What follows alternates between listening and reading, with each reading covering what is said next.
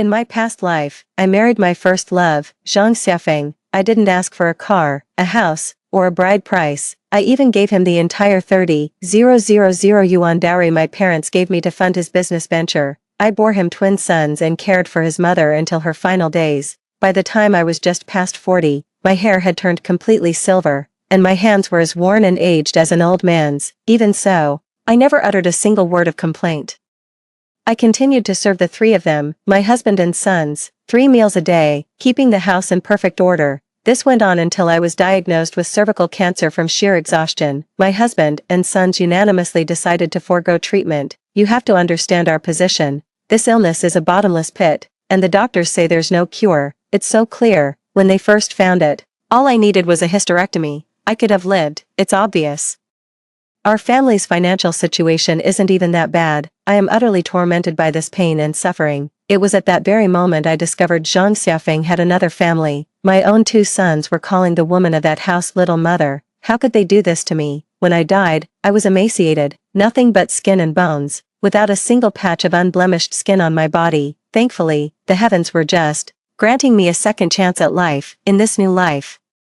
I want nothing to do with Zhang Xiaofeng. And I certainly don't want those 2 useless sons of mine. Honey, you've met my buddy before. He's rock solid. He says if we invest 30 grand, we'll get 40 back in 3 months, principal and interest included. Then, we can buy a plot of land and build our house. Didn't you want a bungalow? That's exactly what we'll build. Darling, darling, my ears were ringing. In a daze, my eyes snapped wide open.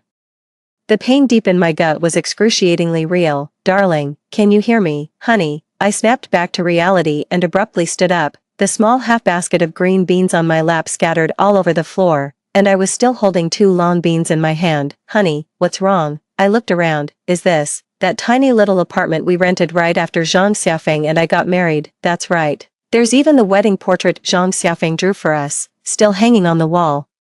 We couldn't afford a proper photo shoot back then, so he said he'd just draw one for us. I remember thinking it was the most incredibly romantic thing ever. How did I get here? I thought I was dead, but I definitely died from that illness. Why am I here? And then I looked at the man in front of me, a younger version of Zhang Xiaofeng. I ignored the green beans on the floor, hurried over to the table, and picked up the mirror. My skin is smooth and supple. I'm not old yet.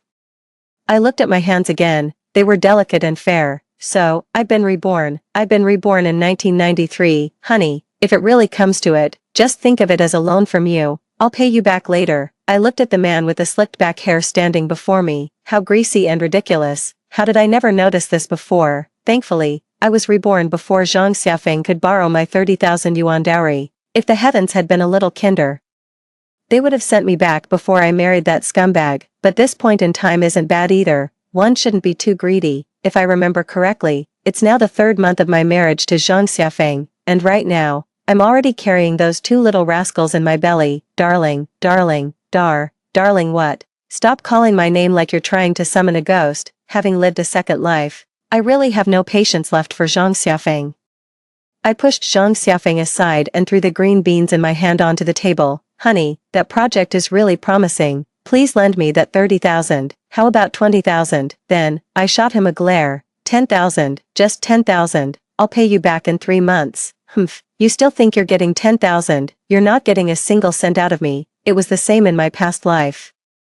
Zhang Xiaofeng wore me down with his pestering and ended up taking my 30,000 dowry. With that 30,000 yuan, Zhang Xiaofeng started his business from scratch. He even quit his job as an art teacher and went into the art dealing business. No, not even 10,000. I don't have a single cent. Li Xiaomei, what's gotten into you? We've only been married a few months, and you've already stopped loving me. Love my foot. Zhang Xiaofeng, cut the nonsense. If you're here for money, forget it. Alright, let's not talk about money for now. Let's make some food first. Mom's waiting at the hospital. Food? There's no food either. You take care of your own mother. Zhang Xiaofeng was furious. Fine.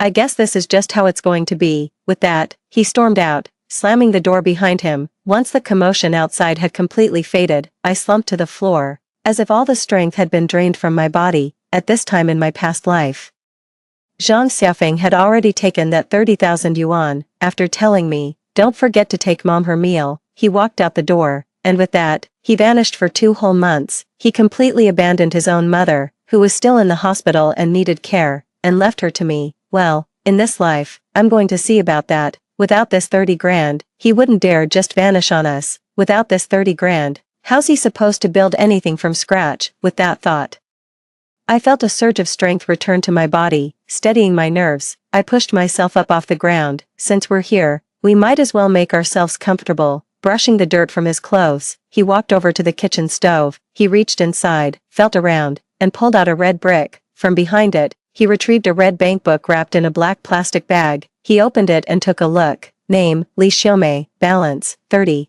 136.15, just as I thought.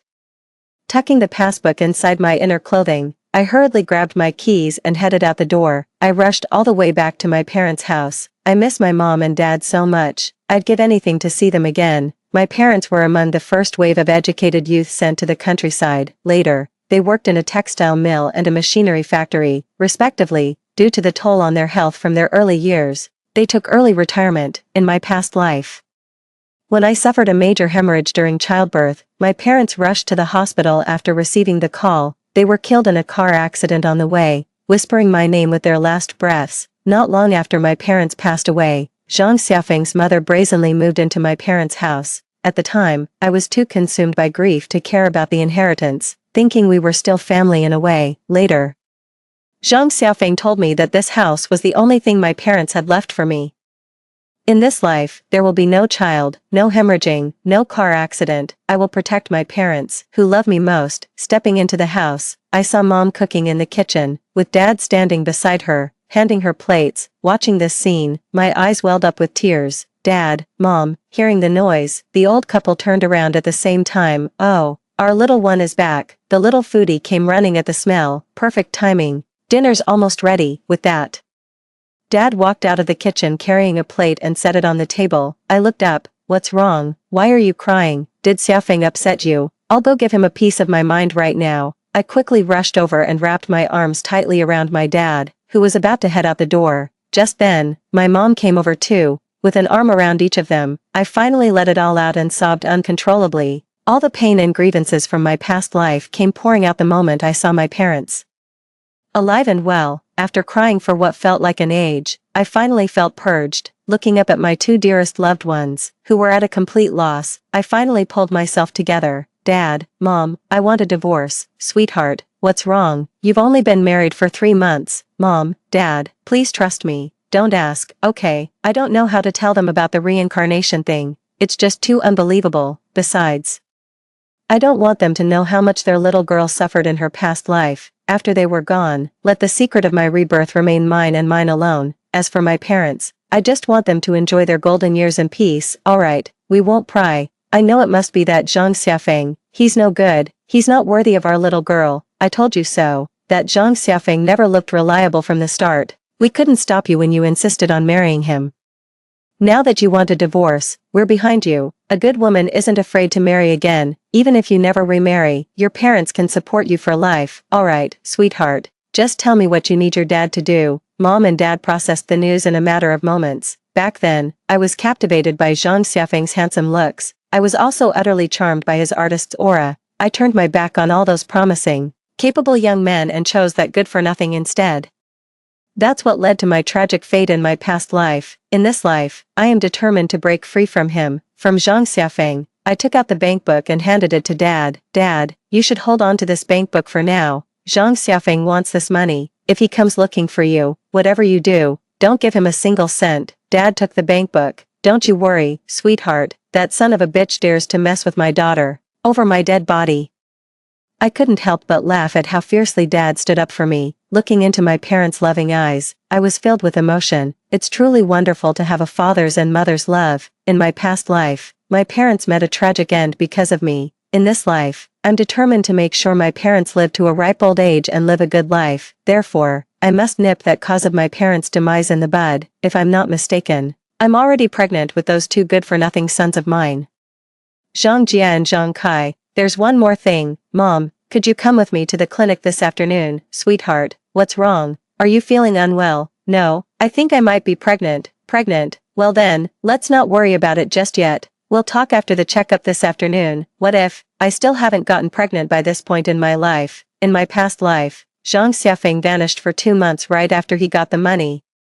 Zhang Xiaofeng's mother was bedridden in the hospital after a fall, so I had no choice but to take care of my mother-in-law day and night. I only found out I was pregnant after I collapsed by the hospital bed. If the timeline is correct, I should already be carrying a child right now, twins, in fact, and at that very moment, my so-called mother-in-law was also in the hospital. Oh, I refuse to call her mother-in-law anymore. From now on, it's just Lan Guifan.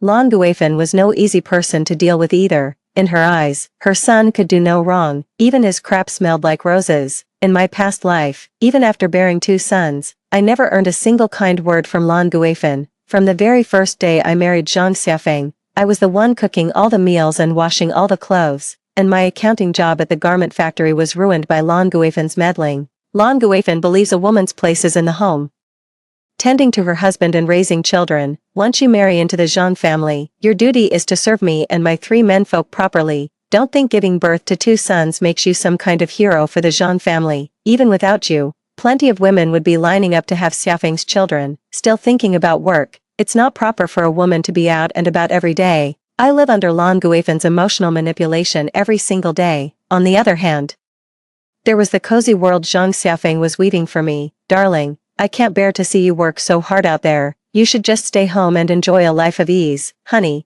our son can't do without you, and neither can I, sweetheart. My mom had a tough time raising me all by herself, so it's no wonder she can be a bit short-tempered. Please try to be patient with her, and try to understand where I'm coming from too, darling. Once I start making real money, I'll buy you a proper house. Honey, in my past life, I endured the constant venom of Lan Guifan and Zhang Xiaofeng, only to be betrayed later by my own ungrateful sons, Zhang Jia and Zhang Kai. I quit my job, spending every day at home catering to the elderly, looking after the children, and dealing with that repulsive man-child, Zhang Xiaofeng. In my previous life, after this fall, Lan Guifan never got out of bed again. I bathed her, cleaned her, helped her turn over, and gave her massages every single day.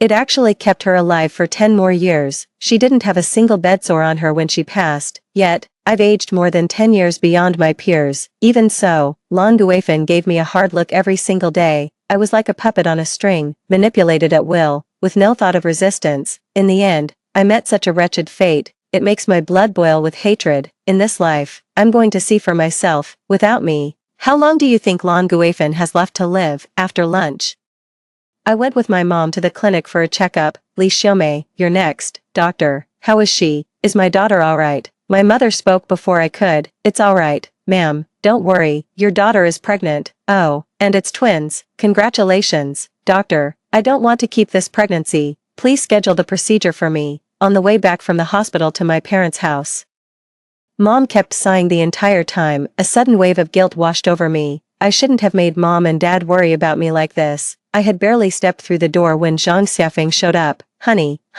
is it true you're pregnant? Old Lu from the clinic said it's twins. Why didn't you tell me sooner? If old Lu hadn't mentioned seeing you, I'd still be in the dark. Before I could even get a word out, my father stepped forward and shielded me. Well, Zhang Xiaofeng, I haven't even gone looking for you, and here you are showing up on my doorstep. I quickly shot my parents a look, stopping them from saying anything more. Just as I expected, my parents understood me perfectly. They immediately swallowed whatever they were about to say next. Yes, I'm pregnant. I just haven't had a chance to tell you yet. Zhang Xiaofeng's face immediately lit up with a grin. He leaned in and whispered, Old Lu says they're 2 boys. Humph, it's just as well he knows.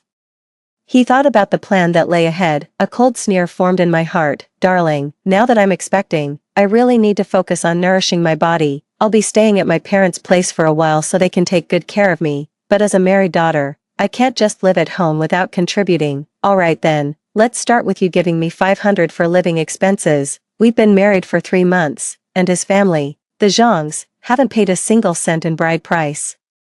Yet, that Zhang Xiaofeng has already managed to swindle 500 yuan out of me. Honey, where am I supposed to get that kind of money? You don't have it. Then forget about keeping the baby. We'll go get our divorce papers sorted out right after this. Whoa, hold on. 500, right, fine, I just got paid, and I was going to give it to you to hold on to anyway. As he said this, he pulled out a crumpled wad of cash from his trouser pocket. He was just about to count out 500. I snatched it from him and counted it myself. 735, perfect. I even paid the 250 yuan deposit for your mother's hospital stay. You're still 15 short, but forget it, I'll let it go. This amount will do. Zhang Xiaofeng cowered, not daring to utter another word. TSK, who knew Zhang Xiaofeng was such a coward all along. Alright, you can head back for now. Honey, about my mom. She really needs someone to look after her lately. What do you think, Zhang Xiaofeng? My daughter is pregnant, and you want her to go take care of your mother. This time, I didn't even have to say a word. My mom shot back for me. No, Mom, that's not what I meant. Good, that's a relief. Alright, off you go. Don't keep your mother waiting. With that, my dad ushered the person out and closed the door. Right now, there are two most pressing matters. The first is to deal with these two little troublemakers. I've already written off that useless lump Zhang Xiaofeng. As for these two little traitors who stabbed me in the back in my past life, I absolutely will not keep them around. In this second chance at life, I refuse to be a naive do-gooder, and don't you dare lecture me about innocent lives. If they're innocent, then what does that make me? Deserving of death, my body, my choice. These two pieces of char siu are easy enough to deal with. The other thing is to divorce Zhang Xiaofeng. In my past life, he and Lan Guifan were dead set on taking everything from our family, so, getting a divorce probably won't be that easy. Whatever, I'll just take it one step at a time. Soon, the scheduled time for the surgery arrived. This time, Mom and Dad were with me, walking towards another possibility in my life. The surgery went smoothly, without any complications. This time, there was no massive hemorrhage, no car accident. I feel completely at peace about whether this choice was right or wrong. The mother-son bond between me, Zhang Jia, and Zhang Kai had already been utterly severed in my previous life, worn away by the endless days and nights of suffering. In this life, I hope they can be reborn into a different family. May the love and warmth of that home guide them to live a good and honest life. By the time Zhang Xiaofeng got the news, I had already been home for 3 days, recovering from my miscarriage. Sure enough, he came storming over in a rage and started pounding on the door. I wasn't afraid of him in the slightest. The door opened. Li Xiaomei, how could you? This is our son. Even a vicious tiger wouldn't harm its own cubs. Why on earth would you do this? Seriously, why is that? After all, in this life and at this moment, he hasn't had the chance to do anything that truly hurt me yet. But I'm not the law. Do I have to wait for irreversible harm before I can judge him? As far as I'm concerned, he's guilty based on his past life alone. I let out a cold snort. How dare you even ask me why? What do you think you've done? Did you really think I wouldn't find out? Do I really have to bring that Louis person here to confront you before you'll admit it? You have no idea. When I heard the news, I was so distraught that I lost the baby. I was just about to come and settle the score with you, and here you are, coming to me first, you heartless thing. After all the love I've given you, this is how you treat me. Hearing the name Louis, Zhang Xiaofeng felt a pang of guilt. How could he not feel guilty? In my past life, it wasn't until I was on my deathbed that I discovered he had another family on the side, and my 2 sons called that woman, Louis, their stepmother. Even across 2 lifetimes, all I ever learned was that this Louis was also a teacher at the school where Zhang Xiaofeng currently works. Zhang Xiaofeng taught art, and Louis taught music. Honestly, I have no idea when they got together, so I was just trying to bluff him with that comment. To my surprise, the bluff actually worked. That year, the country had just introduced the Quality Education Initiative. Zhang Xiaofeng, the art teacher, and Louis, the music teacher, were considered the school's golden couple. Judging by Zhang Xiaofeng's reaction right now, it's definitely true. He really cheated on me just 3 months after we got married. It might have been even earlier than that. Did he start seeing her before we were even married? Wait, in my past life, Zhang Xiaofeng disappeared for 2 months after getting the money. He couldn't have vanished with that female teacher, could he? He took my dowry to go have a good time with another woman. At that thought, my tears flowed even more bitterly. Zhang Xiaofeng, look at yourself. How could you do this to me? I want a divorce, and to think I trusted you so much. I even married you without asking for a bride price. How could you do this to me? Sigh. Part of me hopes Zhang Xiaofeng will just agree to the divorce without a fuss, so I can finally break free from this cage. On the other hand, all those memories from my past life made me reluctant to let him off the hook so easily. Honey, don't listen to those rumors from outsiders. None of it's true. You know how I feel about you, don't you? Really? And what guarantee can you give me? I'll give you my. Alright then, put the small 2-bedroom in Eugene Garden under my name. Consider it making up for the bride price you never gave me. Honey, about that apartment, you don't agree? Then let's go file for divorce right now. We can have it done before the end of the workday. Zhang Xiaofeng's eyes darted around. He must have realized that my family's estate, with no male heir to inherit it, was far more valuable than his little two-bedroom, after all the trouble he went through to win me over. There's no way he'd just up and get a divorce. Alright, dear, I'll do as you say. I truly haven't wronged you, and I never will. Okay, I believe you. And just like that, the property deed was successfully transferred into my name. After finishing the transfer, I thought it over carefully. The current Zhang Xiaofeng has nothing left for me to squeeze dry. In my past life, Zhang Xiaofeng was truly penniless and destitute at this point. The reason he managed to make his fortune later, even keeping a secret family from me for so many years, was partly due to the 30,000 yuan dowry money I gave him. The other part, I have no idea. And as for the future Zhang Xiaofeng, he will only be ground into the dust beneath my heel. After mulling over all these convoluted thoughts, immediately after, an anonymous tip-off letter was sent to the Education Bureau. For the next 2 weeks, Zhang Xiaofeng's household was thrown into utter chaos. Lan Guifan was discharged from the hospital and returned home. The apartment at Royal View Garden is still under renovation, so we couldn't move in, and there's no one in the countryside to look after her.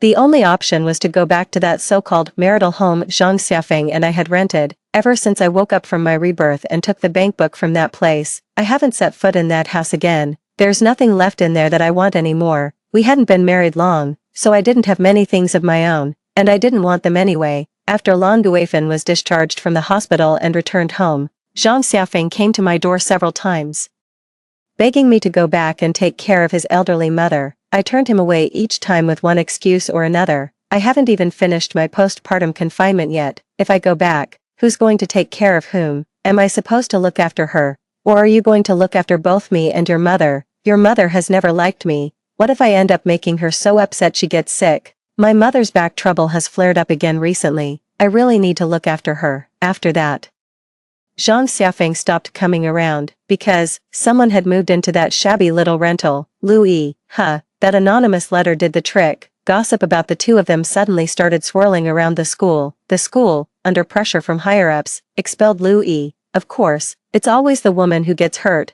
Why weren't they both expelled? Or, why wasn't it Zhang Xiaofeng who got expelled? But this Louis is no innocent party, with her reputation ruined and her job gone.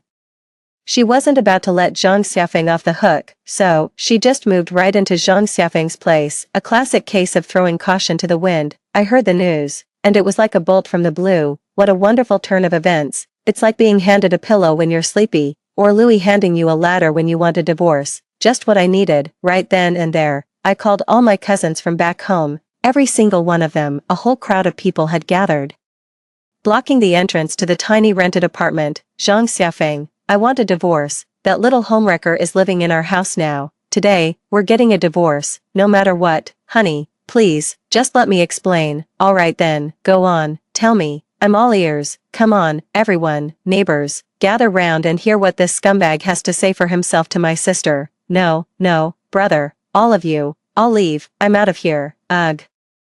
There's no way Zhang Xiaofeng would want a scandal like this getting out. He cares about his reputation more than anything. We spent decades together in a past life. I know exactly how to handle him. The crowd shuffled out noisily, while from inside the house came Lan Guifan's muffled, grumbling words. Zhang Xiaofeng, surrounded in the middle, couldn't hear clearly, but I, walking at the very back, caught every word. Xiaofeng, you mustn't get a divorce. Xiaofeng, I'm still sick. Who's going to look after me if we get divorced? Xiaofeng, at least get the house back first, then we can talk about divorce. Humph, you still want the house? Not a chance. Consider this house as compensation for my past life. With pressure from these brothers and Zhang Xiaofeng being the one at fault, the divorce went smoothly. The house had already been voluntarily transferred to my name. Back then, there was no such thing as the concept of marital joint property. I got the divorce certificate that very day. Holding the divorce certificate, I let out a long, deep sigh of relief. I was finally free from Zhang Xiaofeng and his family in the eyes of the law. After the divorce, Zhang Xiaofeng came looking for me a few more times. I couldn't be bothered to humor him anymore. I want nothing more to do with that person. Given a second chance at life, I have far too much to accomplish. But what I want to do most is study. In my previous life, after I resigned from my accounting job at the garment factory, I withdrew from society completely. I yearn for a different kind of life in this lifetime. Even with a second chance at life, to achieve something truly your own, you must first enrich yourself. So, the first thing that came to my mind was to study. When I told my parents about my idea, they were very supportive. I wanted to go to Shanghai.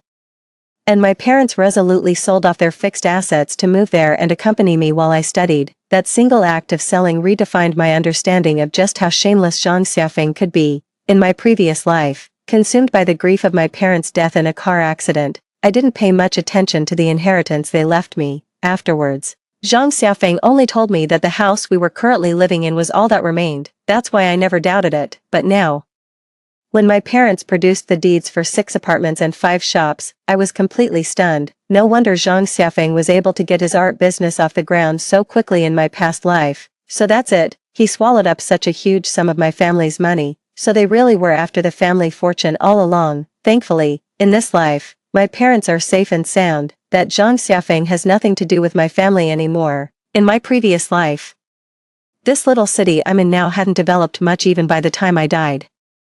So, I convinced my parents to sell all of our residential properties. As for the commercial properties, I took a look and saw they were all in prime locations that would remain central for the next 20 years. It would have been a shame to sell them. Therefore, we kept all the commercial properties. Consequently, 1 year after my rebirth, I sold 7 apartments, 6 that belonged to my parents and 1 that Zhang Xiaofeng had transferred to me, for a total of 180,000. This includes my parents' 80,000 yuan in savings and the 30,000 yuan dowry they gave me. That brings the total to 290,000 yuan. In 1994, I moved to Shanghai with my parents. That same year, following my advice, they bought 10 mu of land in Pudong for 200,000 yuan. With the remaining money, I took out a mortgage and bought an apartment on Nanjing East Road in Huangpu District to have a place to call home. I retook the National College entrance exam and was admitted to Fudan University to study computer science.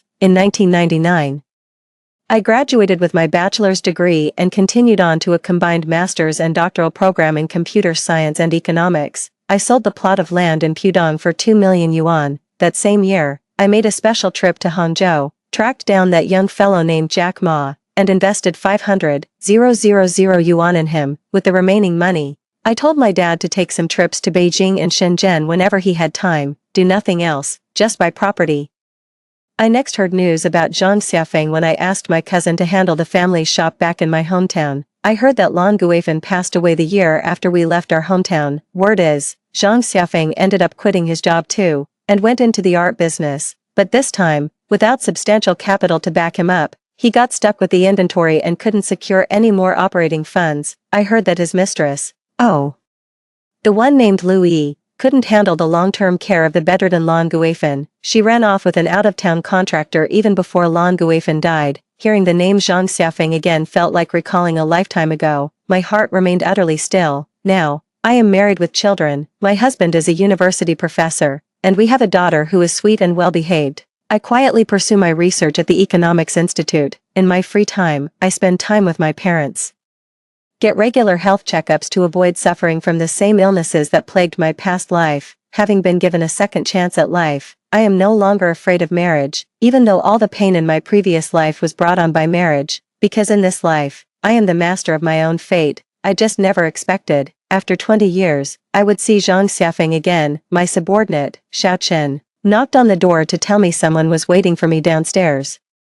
I've recently taken on a project about domestic economic trends, and quite a few people have come to discuss it with me. I went downstairs. In the distance, I saw a stooped figure with a head of white hair. Forgive me, I truly didn't recognize that person as Zhang Xiaofeng. He looked at me, tears streaming down his face. He just kept repeating I'm sorry. I turned and walked away. Why bother with someone who's no concern of mine? Later, I heard that Zhang Xiaofeng had no children, was plagued by illness, and died alone. To that, I only have 2 words, serves you right. Next, let's hear the next story. I've been married to my husband for over half a year, and we've only met 3 times. I went to visit my husband at his unit and mistook someone else for him. I grabbed the stranger's hand and said, it's been so long, we really should start trying for a baby. The young man, terrified, ducked behind him and said, reporting, Captain, I'm innocent.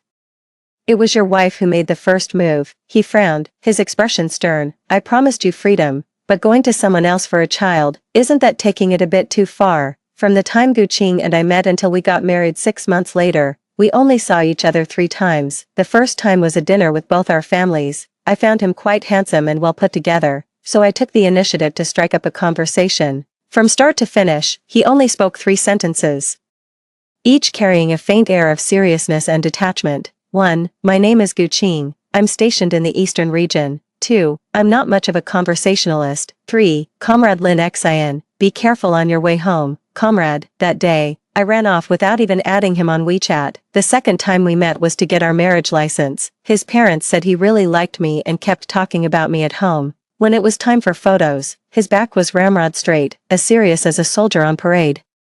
It was then I realized that even his marriage was just another box to tick. Financially independent, I play the field, a true angler in the sea of love. With his strict upbringing, he's far too rigid and by the book, which makes him rather unappealing. My parents hoped he would discipline me, while his parents hoped my energy would rub off on him. The result, we got married, but we just lived our separate lives. I still remember the night we got our marriage certificate, defying all logic. I decided to make a move on the handsome guy by barging in while he was showering. Next thing I knew, he had me pinned against the wall, the cold, wet tiles pressed against my face. He let go immediately, saying, "Sorry, I'm not used to this kind of closeness." But the mood was completely ruined. The most frustrating part was, when I turned back, he had already wrapped a towel around his waist. I didn't see a thing. The man guards against his own wife like she's a thief. I then left the bridal suite, went back to my own apartment, and called my best friend over to keep me company. Lin Xian, you got married in secret. Let me see a picture of your husband. I pulled out my marriage certificate and tossed it into my best friend's lap. My friend gasped, "Holy shit, he's so handsome." "Then what are you doing here on your wedding night? Go get your man." I took a sip of my wine and chuckled. Have you ever seen a wedding suite decorated with portraits of famous people?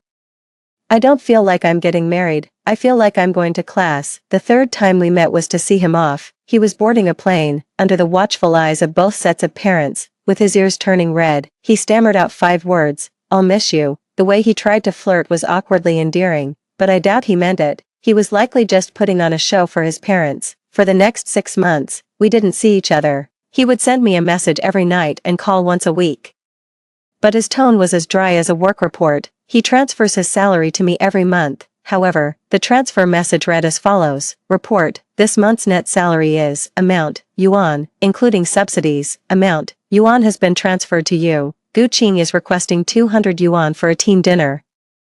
Please approve if you agree. I replied with a 1. He said, please reply with approved. I was speechless. So if I don't approve, you're calling off the dinner. A minute later, I got a bank notification. He had transferred his last $200 to me. Unbelievable. Getting married once really opened my eyes. Do you think I'm after his money? I sent it all back, but he returned it, only keeping 200 for himself. The typing indicator lingered for a long time before a few more words appeared. Yesterday, I dreamt about you. My heart skipped a beat. I never thought he'd say something like that, so I asked, is your dad around? Him, how did you know? Ha, I knew it, just putting on a show again. As time went on, my days grew increasingly empty. Looking at this vast family fortune, I actually started to wonder who would inherit it. Gradually, the idea of keeping the child but ditching the father even crossed my mind. Guqing is handsome, healthy, our offspring would definitely be top-notch. Most importantly, given his temperament, I bet he wouldn't be able to stand me for more than 2 years before asking for a divorce.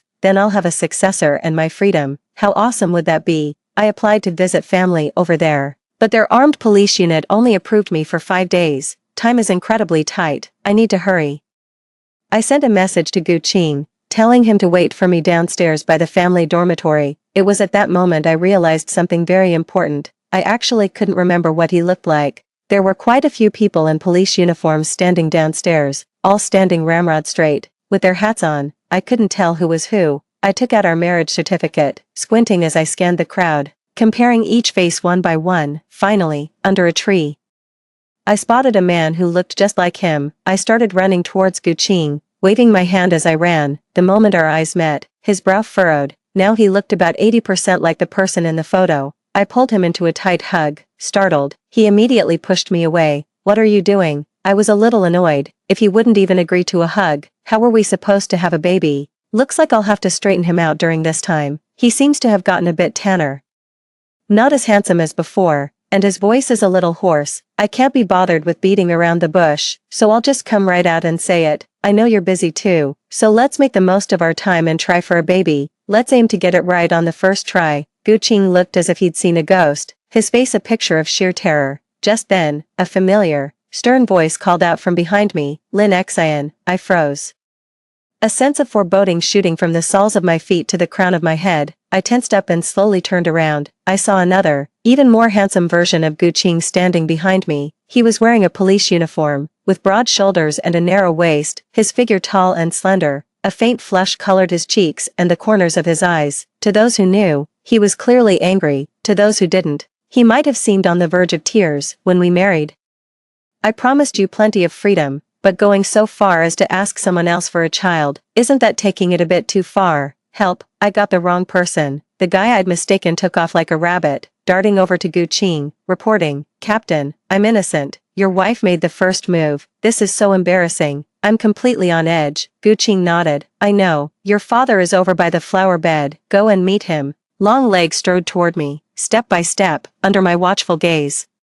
He silently picked up the luggage at my feet. He seemed to possess a natural, breathtaking presence. I was at a loss for words. Inside the staff housing room, the silence was deafening. From the moment he entered, he naturally started helping me unpack and make the bed. On our fourth meeting, the conversation seemed even sparser. I was so embarrassed, looking everywhere but at him, practically digging a hole in the floor with my toes. What if I told you I just mistook someone else for my husband? Would you believe me? He bent down and slid the empty suitcase under the bed. As he lowered his head, bringing him close to me, he seemed to think of something, paused, and looked my way. Perhaps because he was bent over, his words carried a soft, breathy quality. Then take a good look, so you don't forget what your man looks like. Damn, even though he's unconscious, he looks absolutely captivating right now. And up close, he's even more handsome. His eyelashes are longer than mine. His pupils aren't particularly large, but they seem to glow. I can't help but imagine how beautiful a child with his handsome genes would be. I suppose my gaze was a bit too brazen. He immediately straightened up, frowning with unease. We agreed on just 2 glances. Huh, that's stingy. We're husband and wife. I'm looking. He pressed his lips together without a word, his face, ears, and neck flushing a deep red. The atmosphere is getting a bit charged. We're so close right now, in a TV show. This is the part where they either kiss or start fighting. Fighting on the team is frowned upon, so I guess I could reluctantly go for a kiss. I clenched my fist eagerly, as if preparing for the night's intimate encounter, but deep down, I felt a pang of anxiety. I was afraid he might pin me down like he did on our wedding day. Whatever. I rose onto my tiptoes, ready to pounce on him. Sir. The half-open door was instantly shoved aside by an officer. Guqing instinctively stepped aside.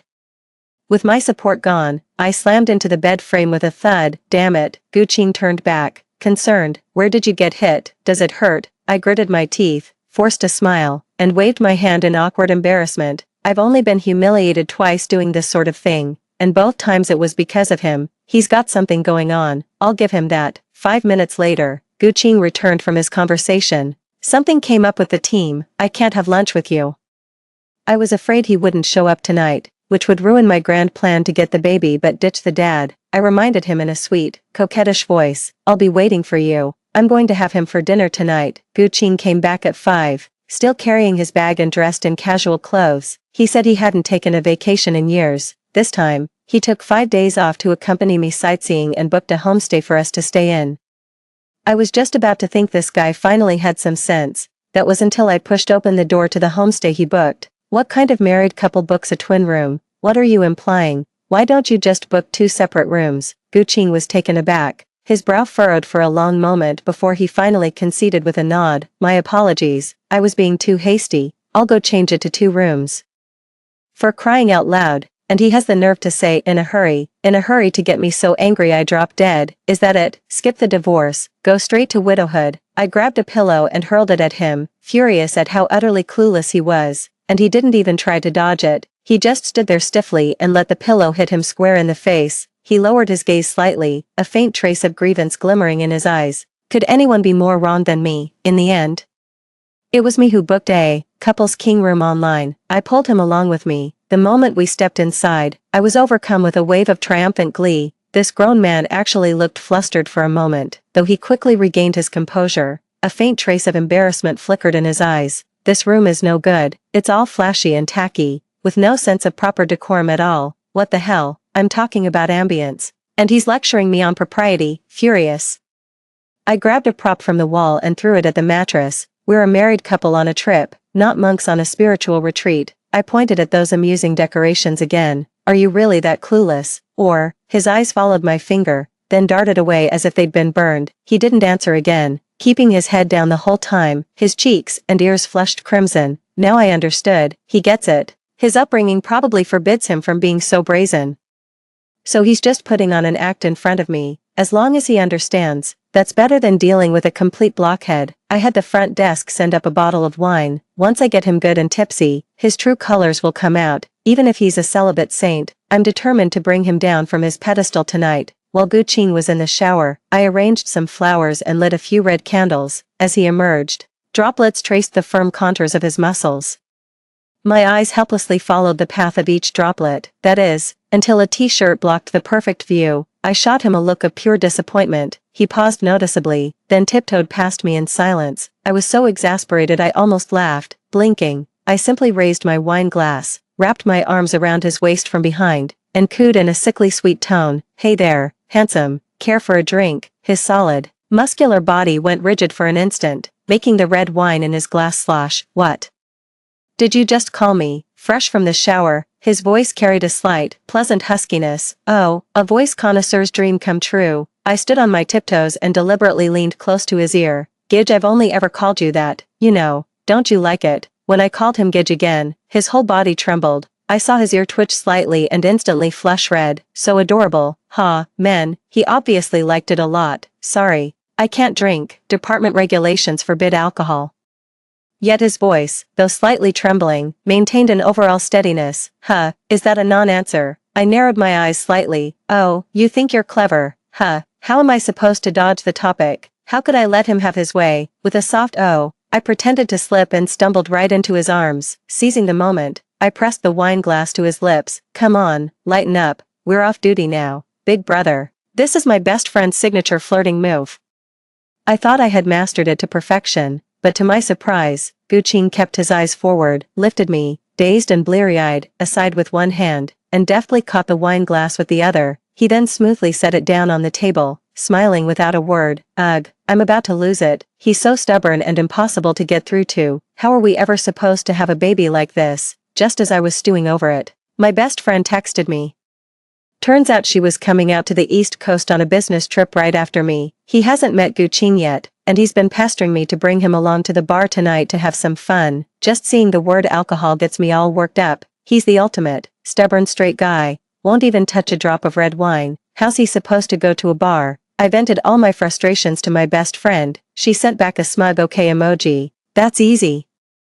Senior Yang Yang and the others will be there tonight. Just sit between two of the seniors, take a picture, and send it to him. I bet he won't be able to stay calm. What a brilliant idea. My eyes lit up. Let's do it. Gu Qing wanted to take me out to dinner, but I pouted and said I was going to a bar with my best friend instead. I even made a point of showing him the carefully curated chat screen, complete with photos of two senior students. Seeing that, Gu Qing's expression finally shifted a little, but he kept his composure. With feigned concern, he asked, "Do they know you're married?" "Hey, I smell something. Smells pretty sour in here." I raised a brow slightly. My best friend knows. Whether the seniors know or not, I couldn't say. "All right then, if you're jealous, you should ask me to stay. He's so strong. There's no way I could fight him off. If he just pins me to the bed, I won't be going anywhere tonight." But after a moment of silence, Gu Qing suddenly pulled something from his suitcase and hung it around my neck. "It's a tracker. If you're in danger, press this button and it will alert the police directly. 2 hours should be enough. I'll come pick you up then."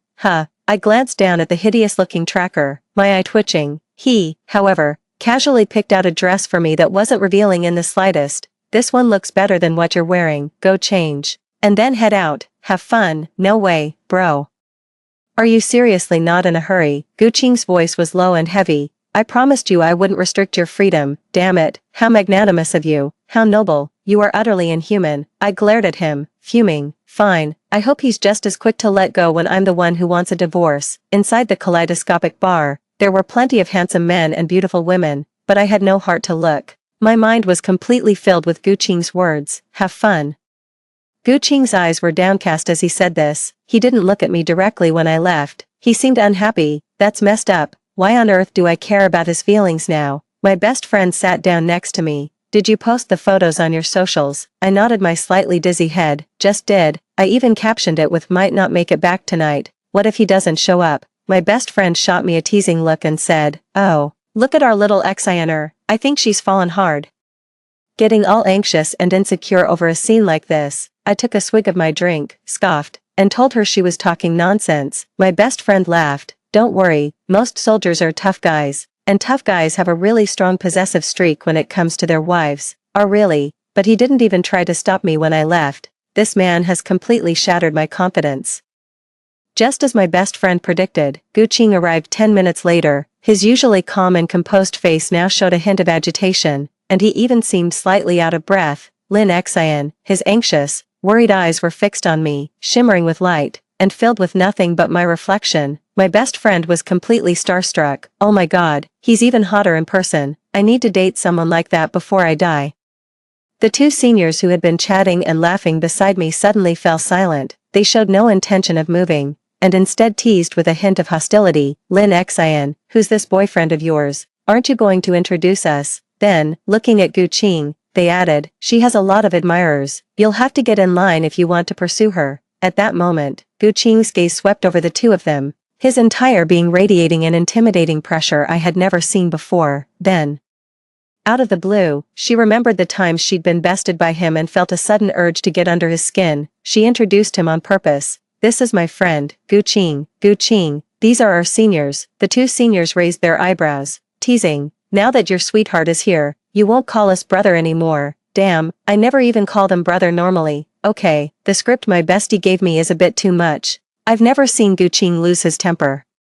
But the word brother seemed to have stepped right on Gu Qing's landmine. Right, I did say this morning that he was the only one I ever called brother. His eyes were fixed on me, a subtle curve playing at the corner of his lips. It was a perfectly polite smile, yet it made my heart clench tight. The pressure was overwhelming. It was so intense I felt a pang of guilt, holding my breath and swallowing hard without thinking. I almost couldn't keep up the act, just as I was about to break character.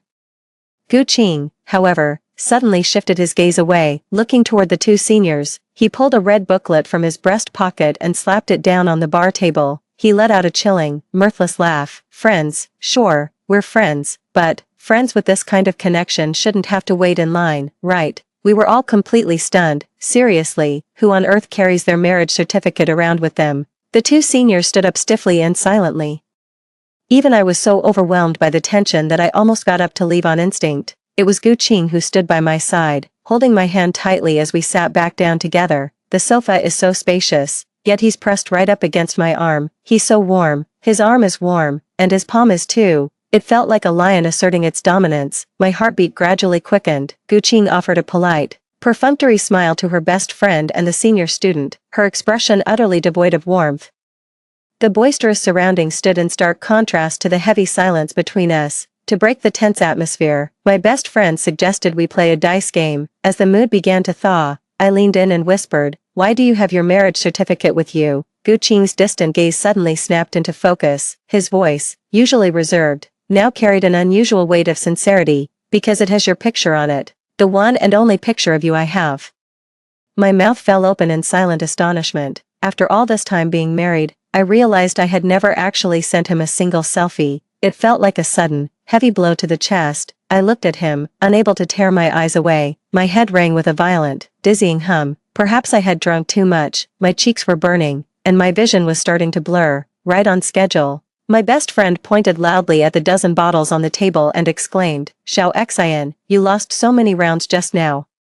And now your family's here. No holding back on your drinks." Okay, her hand clutched the bottle, but it wavered unsteadily. I'm not just putting on an act. The atmosphere tonight is truly intoxicating. Under the swaying lights, his eyes looked even more captivating, with my own reflection in them. My best friend chimed in from the side, "Hey, Xiaoxin, hurry up. You've got a lot of drinks to catch up on before we can move on." As the bottle's rim touched my lips, I hesitated for a brief moment. Before my eyes could even cast a resentful glance to the side, my bottle was snatched away. "She's had enough to drink. It was Guqing. A flicker of delight stirred within me. This was the moment her best friend had been waiting for. She planted her hands on her hips and taunted, "You pay your debts when you lose a bet. Surely you, as family, aren't going to back out." In response, Guqing made a move more dashing than she had ever seen from him. "I accept," tipping his head back slightly. His throat working, he quickly drained the bottle. With a thud, he slammed it down on the bar. Under the stunned gaze of her best friend, she grabbed another bottle and, without pause, gave it a quick swirl in the air. Another bottle was emptied just as fast. My best friend let out a full-blown shriek, whooping and clapping. A flicker of complicated feelings passed through me. I poked Guqing with my finger. "I thought you didn't drink." Guqing smiled, wiping the foam from the corner of his mouth. "It's not that I can't drink, it's that I shouldn't. Relax and have fun. As long as I'm here, they won't dare mess with you." I pressed my lips together and fell silent. My best friend raised an eyebrow, thoroughly unimpressed by the display. "Ooh la la, so you think you're untouchable now, huh?" Guqing's only response was a hearty, booming laugh, even as his hands moved with lightning speed to clear the plates. Watching him like this, my heart suddenly felt all soft and fluttery.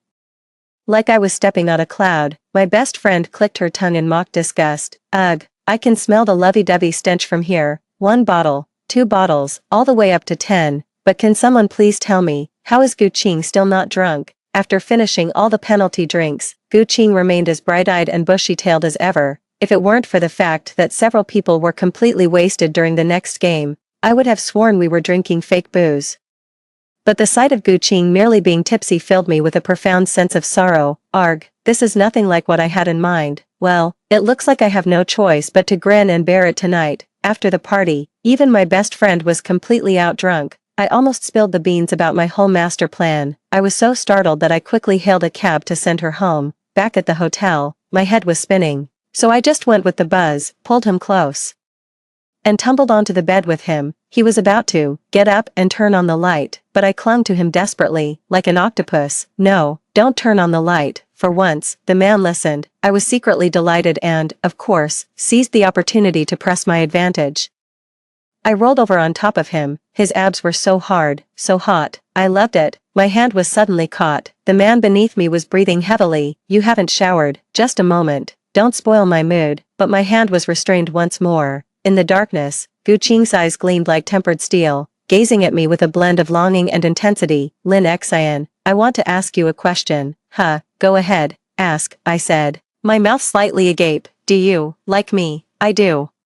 Without a moment's hesitation, I was ready to take a bite, to devour this prized delicacy, but Guqing pressed the back of his hand against my lips. I meant the kind of love, a word both familiar and foreign. It was like a bucket of cold water had been thrown over me, jolting me awake. In the past, my carefree soul would have lied without a second thought, but in the dimly lit night, under the moonlight, when my eyes met Guqing's intense and unwavering gaze, I hesitated.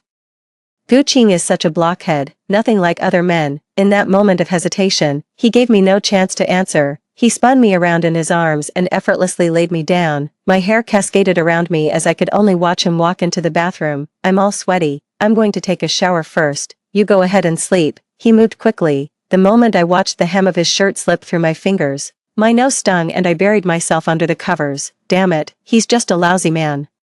What do I have to be upset about? There's no way he can escape my grasp. Maybe it's the alcohol talking. I had planned countless ways to get back at him in the middle of the night, but I didn't use a single one. I didn't even know how I fell asleep. In the middle of the night, I thought I heard a sound. I cracked my eyes open and saw Guqing, using his phone as a light, writing something down. Groggy and half asleep, I mumbled, What are you doing, under the desk lamp?" He offered an apologetic smile, then bowed his head earnestly and resumed writing furiously. "I'm writing a self-criticism report. I drank far too much today, which is a terrible example. I have to submit a formal apology to the team. You should get some sleep." I drew a sharp breath. That was it. I'm genuinely impressed by this man's integrity. When I woke up this morning, my head was splitting. I'd been on the straight and narrow for too long. I'm a total lightweight now. My stomach churned with acid, and my mouth was parched and sour. I was hunched over the trash can by the bed, retching for what felt like ages. Just as I tried to wipe my mouth, hearing the commotion, Guqing emerged from the kitchen, still holding a bowl in his hands. Seeing me in such a sorry state, he quickly sat down beside me and started rubbing my back. "I'm fine." I leaned into Guqing's broad chest. my heart betraying me with a traitorous flutter. Just as I was silently cursing my own weakness, a bowl of broth was placed before me. Your stomach must be bothering you. Huh, I heard you moaning all night. This is a hangover soup, have some first, and then eat a little something later. He looked down at me, his gaze unusually gentle. I took it and had a small sip. It was slightly sweet, tastes good. After finishing the bowl, I felt a soothing warmth settle in my stomach. I grinned, feeling a bit lightheaded as I gave him a silly smile.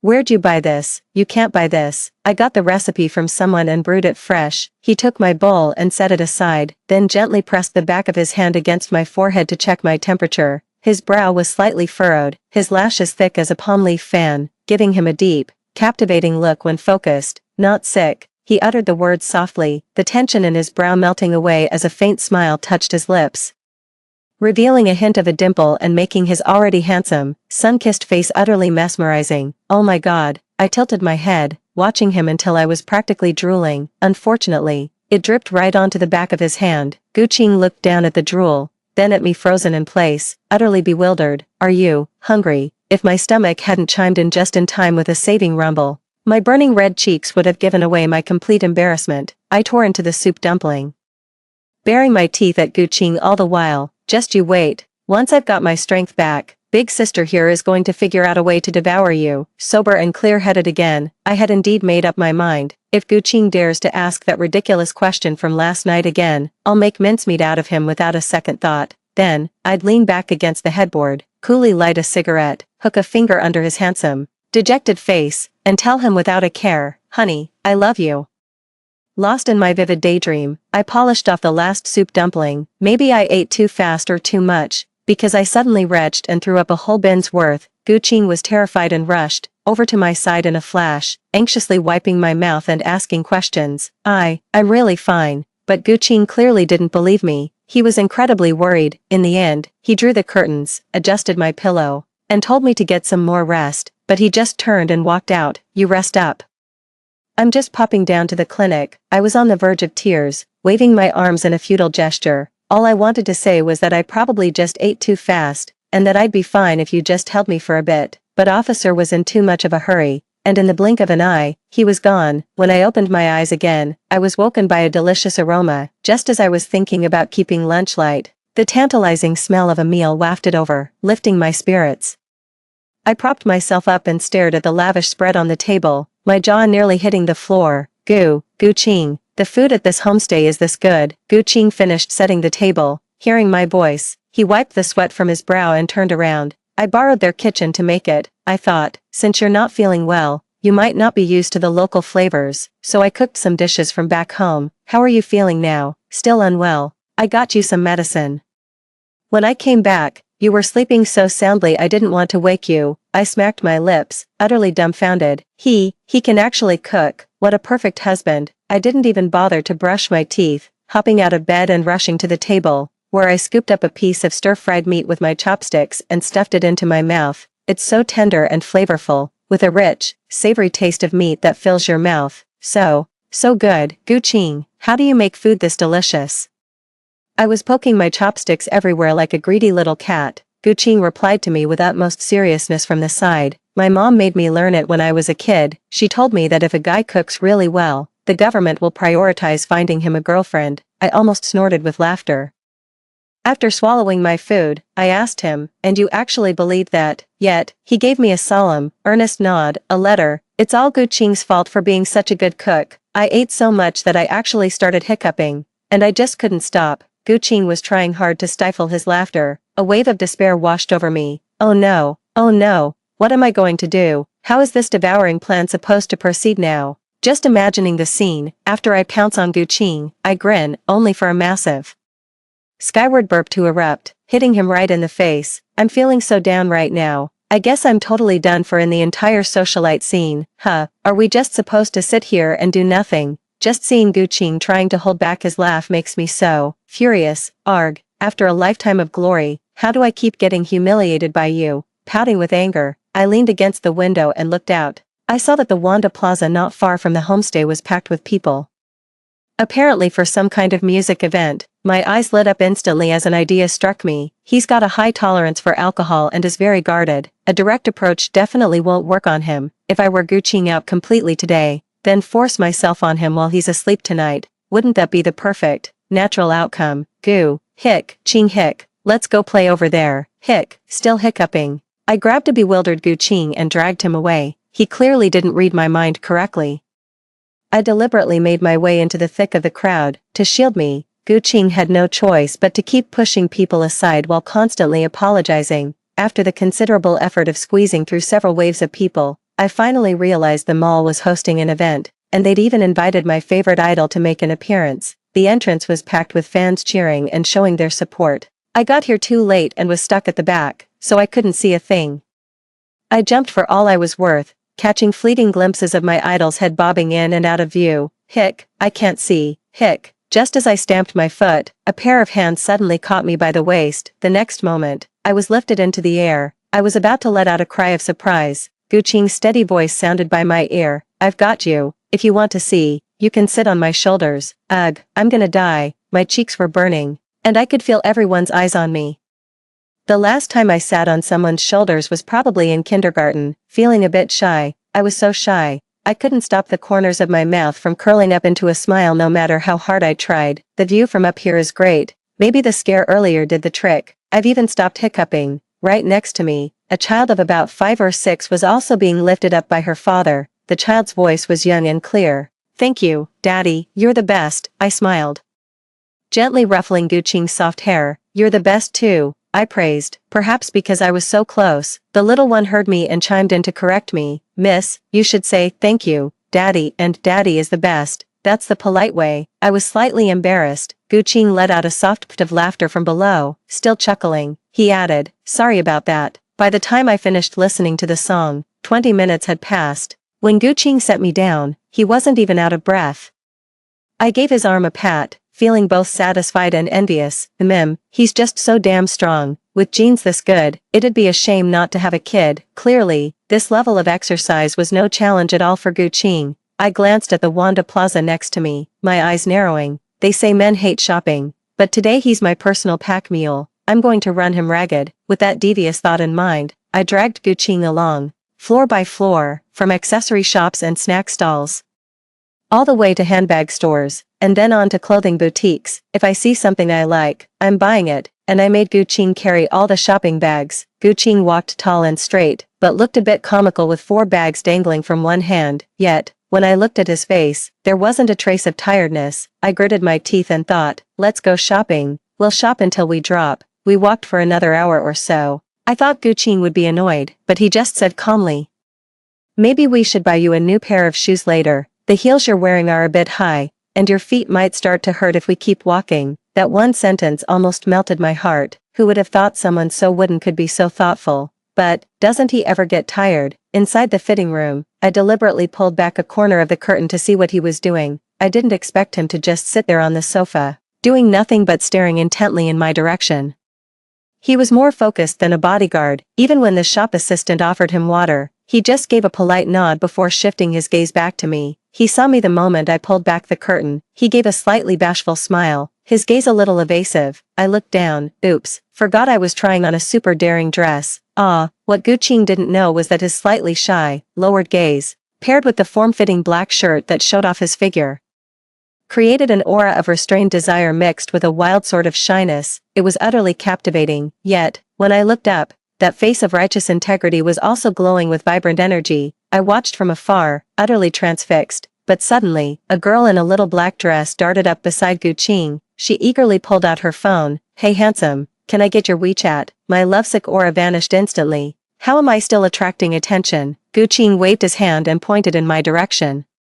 She's married, I waved over there, putting on a demonstrative, sugary voice. Honey, my necklace is stuck. Gu Qing hurried in and saw the clothes still hanging around my waist. His gaze froze, and his voice instantly became adorably awkward. And no, it's not stuck. Without a second thought, I turned my head and planted a quick mwah on Gu Qing's cheek. There, your reward, now get out. I had no idea how he reacted. This time, I was the one who couldn't bring myself to look at him. Kissing him so suddenly was a reckless impulse, but after the kiss, my mind was suddenly in a complete uproar. A thought suddenly struck me. Butterflies in my stomach. Having a crush on someone is like having a swarm of butterflies in your stomach. If you open your mouth, they'll all fly out. I looked at my reflection in the mirror, my face was flushed, and I was breathing rapidly. I had never felt this way before. Lin Xian. What on earth are you doing? I think I was wrong. This was my thought after 4 hours of shopping. By the time we finished at 8 p.m., I had literally dragged myself through every single store possible. Only then did I realize how utterly wrong I was. I had grossly underestimated Gu Qing's physical prowess as an elite SWAT officer. My legs felt like jelly, trembling with every step. In the end, he had to carry me back. I took a shower first, and afterwards, I wriggled around on the bed like a worm, hugging the blanket. Should I make a move on him today or not? I shopped till I dropped. I'm completely wrecked, but time is running out. If I don't make my move soon, it'll be too late. I took deep, steadying breaths, trying to talk myself down. Gu Qing emerged from the bathroom. I turned my head at the sound. Beads of water still clung to his skin, and his physique was so perfect it seemed to glow. He saw my eyes go wide, probably guessing what was on my mind. A blush spread across my face as I averted my gaze. Aren't you tired? You should get some rest. With a body like that right in front of me, how the hell could I rest now? I'm done sleeping. I slapped the bed and sprang into action. I rushed over, grabbed his hand, and pulled him toward the bed. As I pushed him, his hand accidentally hit the light switch, plunging the room into darkness. Don't open it. Perfect. I needed a bit of courage for this kind of thing anyway. I took a sharp, deep breath, suppressing my pounding heart, and went straight in for a kiss. Gu Qing probably never expected me to be so forward and was completely stunned, frozen in place. As a seasoned player, I was so flustered kissing him that I even forgot to breathe. The moment we broke apart, I gasped for air. Darkness. In the dark, I couldn't make out Gu Qing's expression. He just gently tucked my hair behind my ear, his warm hands cupping my face. Lin Xian, you still haven't answered me from last time. Don't ask. Please don't ask. I don't know. I bowed my head. Lin Xian, shut up. I pinned him down with a backhanded motion. So much talk. Humph. I was wrong. Truly, I was wrong. I blame myself for my reckless actions. I hadn't seen the sun at 6 in the morning since my college entrance exams. At that moment, I felt practically disabled. I woke up to find it was already past 1 in the afternoon. Gu Qing was beside me, his arm still draped around my waist. Morning, he greeted me, his eyes sparkling. I'd never seen him like this before. He seemed a little different from before. Just thinking about last night made my whole body flush with heat. This feels so surreal. But the aches in my body are a stark reminder that everything that happened yesterday was all too real. My best friend asked us out for a meal. As I stepped out, my legs nearly gave way, and I would have stumbled if Gu Qing hadn't caught me. Be careful. My face flushed instantly. Ugh, how embarrassing. My home leave is almost over. After all, I came this time specifically for the kids. He never asked me about love again. I guess we both finally understood. When Gu Qing saw me off at the airport, my heart ached with a pang of reluctance. He held my hand the entire way, his gaze earnest and reverent. I have 2 days off in a month. I'll come back then. I see it now. Even a mighty lion, once it has tasted the marrow, can become clingy. My heart is racing. I don't really want to leave, but staying here won't mean he can be with me. We're running out of time. I raised my phone with a wave. Keep in touch. I was just wondering if this goodbye would be different from all the others. Then, Gu Qing leaned in and kissed me, not on the lips, but on the cheek. But for him, it was enough. I'll miss you. I always will. I wove my way through the crowd, farther and farther away. One glance back, I turned my head, and could still see Gu Qing's figure through the overlapping silhouettes. I couldn't see his face clearly, but I could feel Gu Qing's gaze still following me. It's a truly comforting feeling. It makes you want to return to a peaceful life and live steadily. From that day on, I still go about my day, eating and drinking as usual. But the happiest part of my day is still the evening. Because only in the evening can Gu Qing send me messages. Unlike before, he now says I miss you every single day. I'm not as reserved as before, and I become much more of a sweet talker. I'm counting down the days on my fingers. I'm looking forward to the holiday in a month. This period of anticipation has made me realize one thing. I've fallen head over heels for Gu Qing. I don't want a divorce anymore. I told my best friend. My best friend just gave a knowing smile. I already figured. A month later, but Gu Qing did not return. A sudden flood hit the eastern region. Their SWAT team also rushed to the disaster site to rescue the local victims. Gu Qing was still on a video call with me on his way to the disaster site, his face filled with self-reproach. I'm sorry. I can't make it back. I smiled and shook my head. It's okay. This is your duty. Gu Qing let out a soft sigh. Are you outside? I waved at him. Yep. My bestie asked me to hang out. You take care. Okay, with that. I quickly hung up the phone. I was afraid he'd hear the sound of me dragging my luggage. I thought to myself, if he can't come to me, then I'll go to him. Due to the weather, all flights were grounded, so I had to take the high-speed train. I followed the local live news coverage the entire way, piping, overtopping, breaches, even mudslides, whether it was evacuating people or delivering relief supplies, they were always at the forefront. I scrolled through the news over and over, searching everywhere.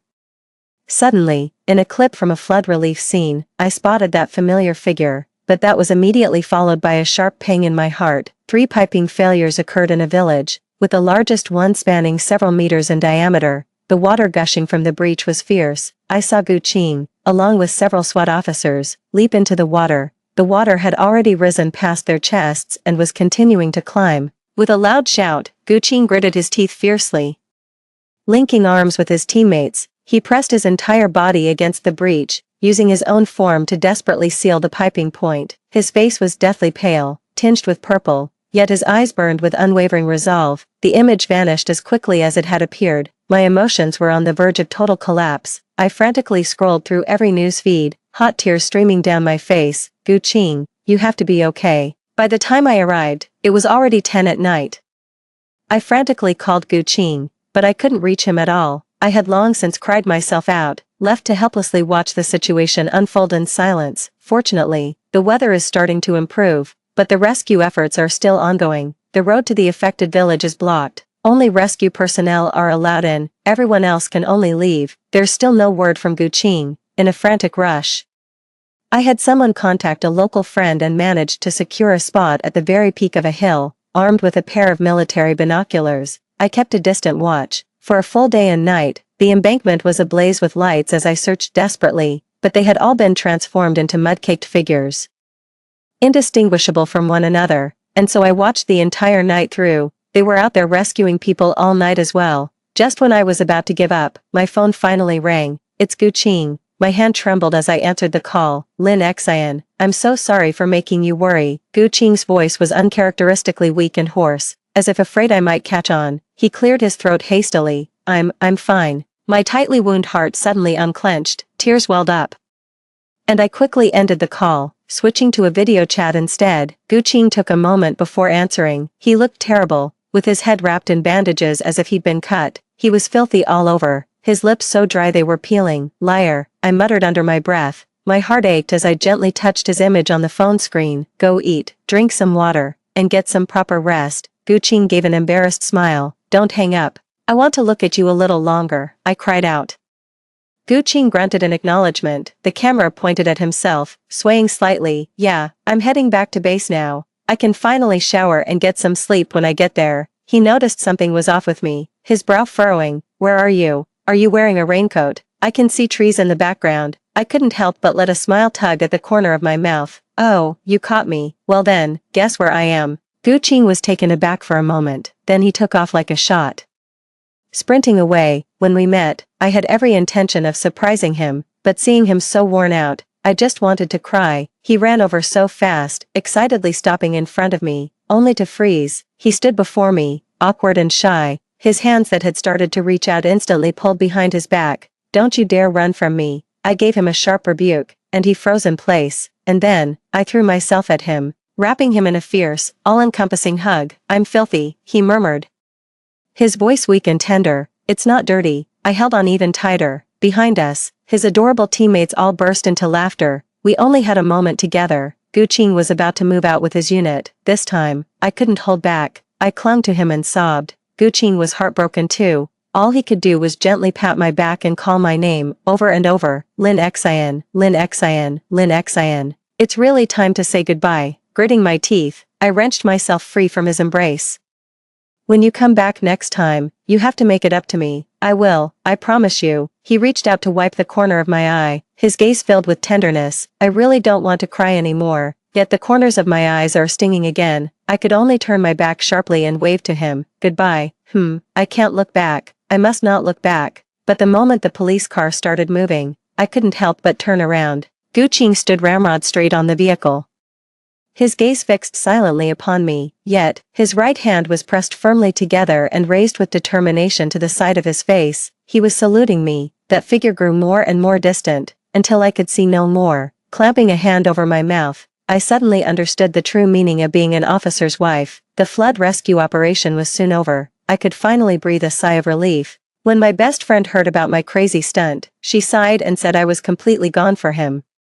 Whether I'm truly gone for him or not, I can't say, but all I think about every day is how to stretch my phone calls with Gu Qing a little longer. It's a shame his training schedule is so demanding. We can only have a proper, long phone chat every few days. Gu Qing is smiling more and more, and I've definitely rubbed off on him. He's getting cuter by the day. Our relationship is growing by leaps and bounds. I'm counting down the days, one by one. How much longer until he comes back?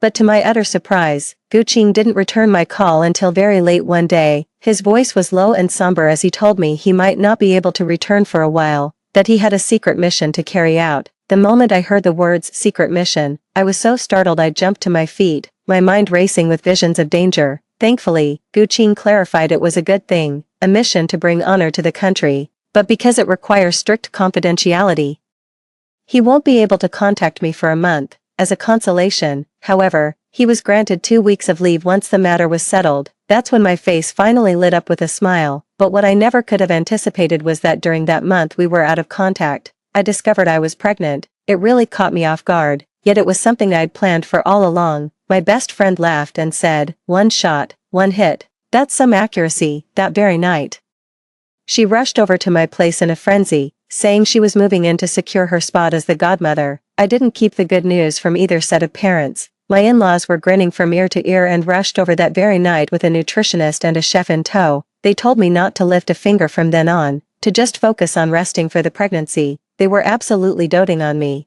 The whole over-the-top production left me not knowing whether to laugh or cry.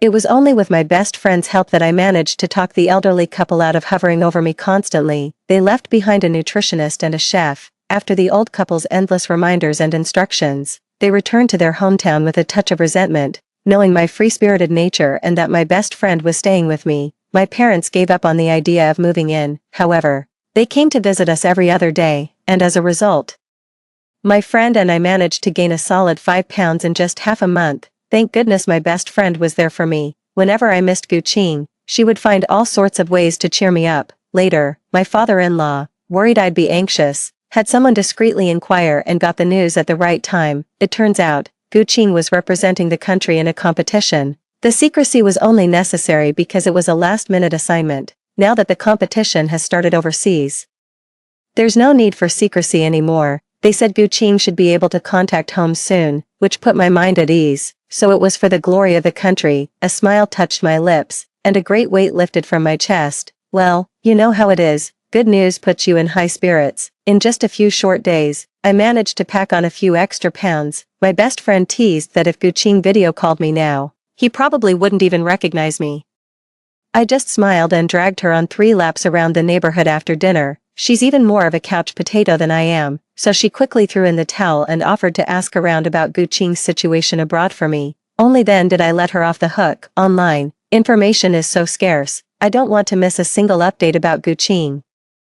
She pulled some strings and found a foreign journalist embedded with the competition. They sent us a lot of photos of the Chinese SWAT team without compromising the situation. My best friend pointed at Gu Qing's handsome photo and squealed. We were typing back and forth remotely, and the other side was utterly astonished. "Oh, that Chinese guy, incredible. He's already won several championships. That's truly remarkable." The foreign journalist was even more astonished upon learning I was his wife. Showering us with a constant stream of praise, they said he had broken several records, including one in an event their country had dominated for multiple consecutive championships, which Gu Qing managed to snatch away. Hearing such high praise from a foreign friend was something else. I was absolutely floating on air, and I said to my bestie with a cheeky grin, "See, that's my husband." My bestie snorted and rolled her eyes at me. She's already started showing off her husband.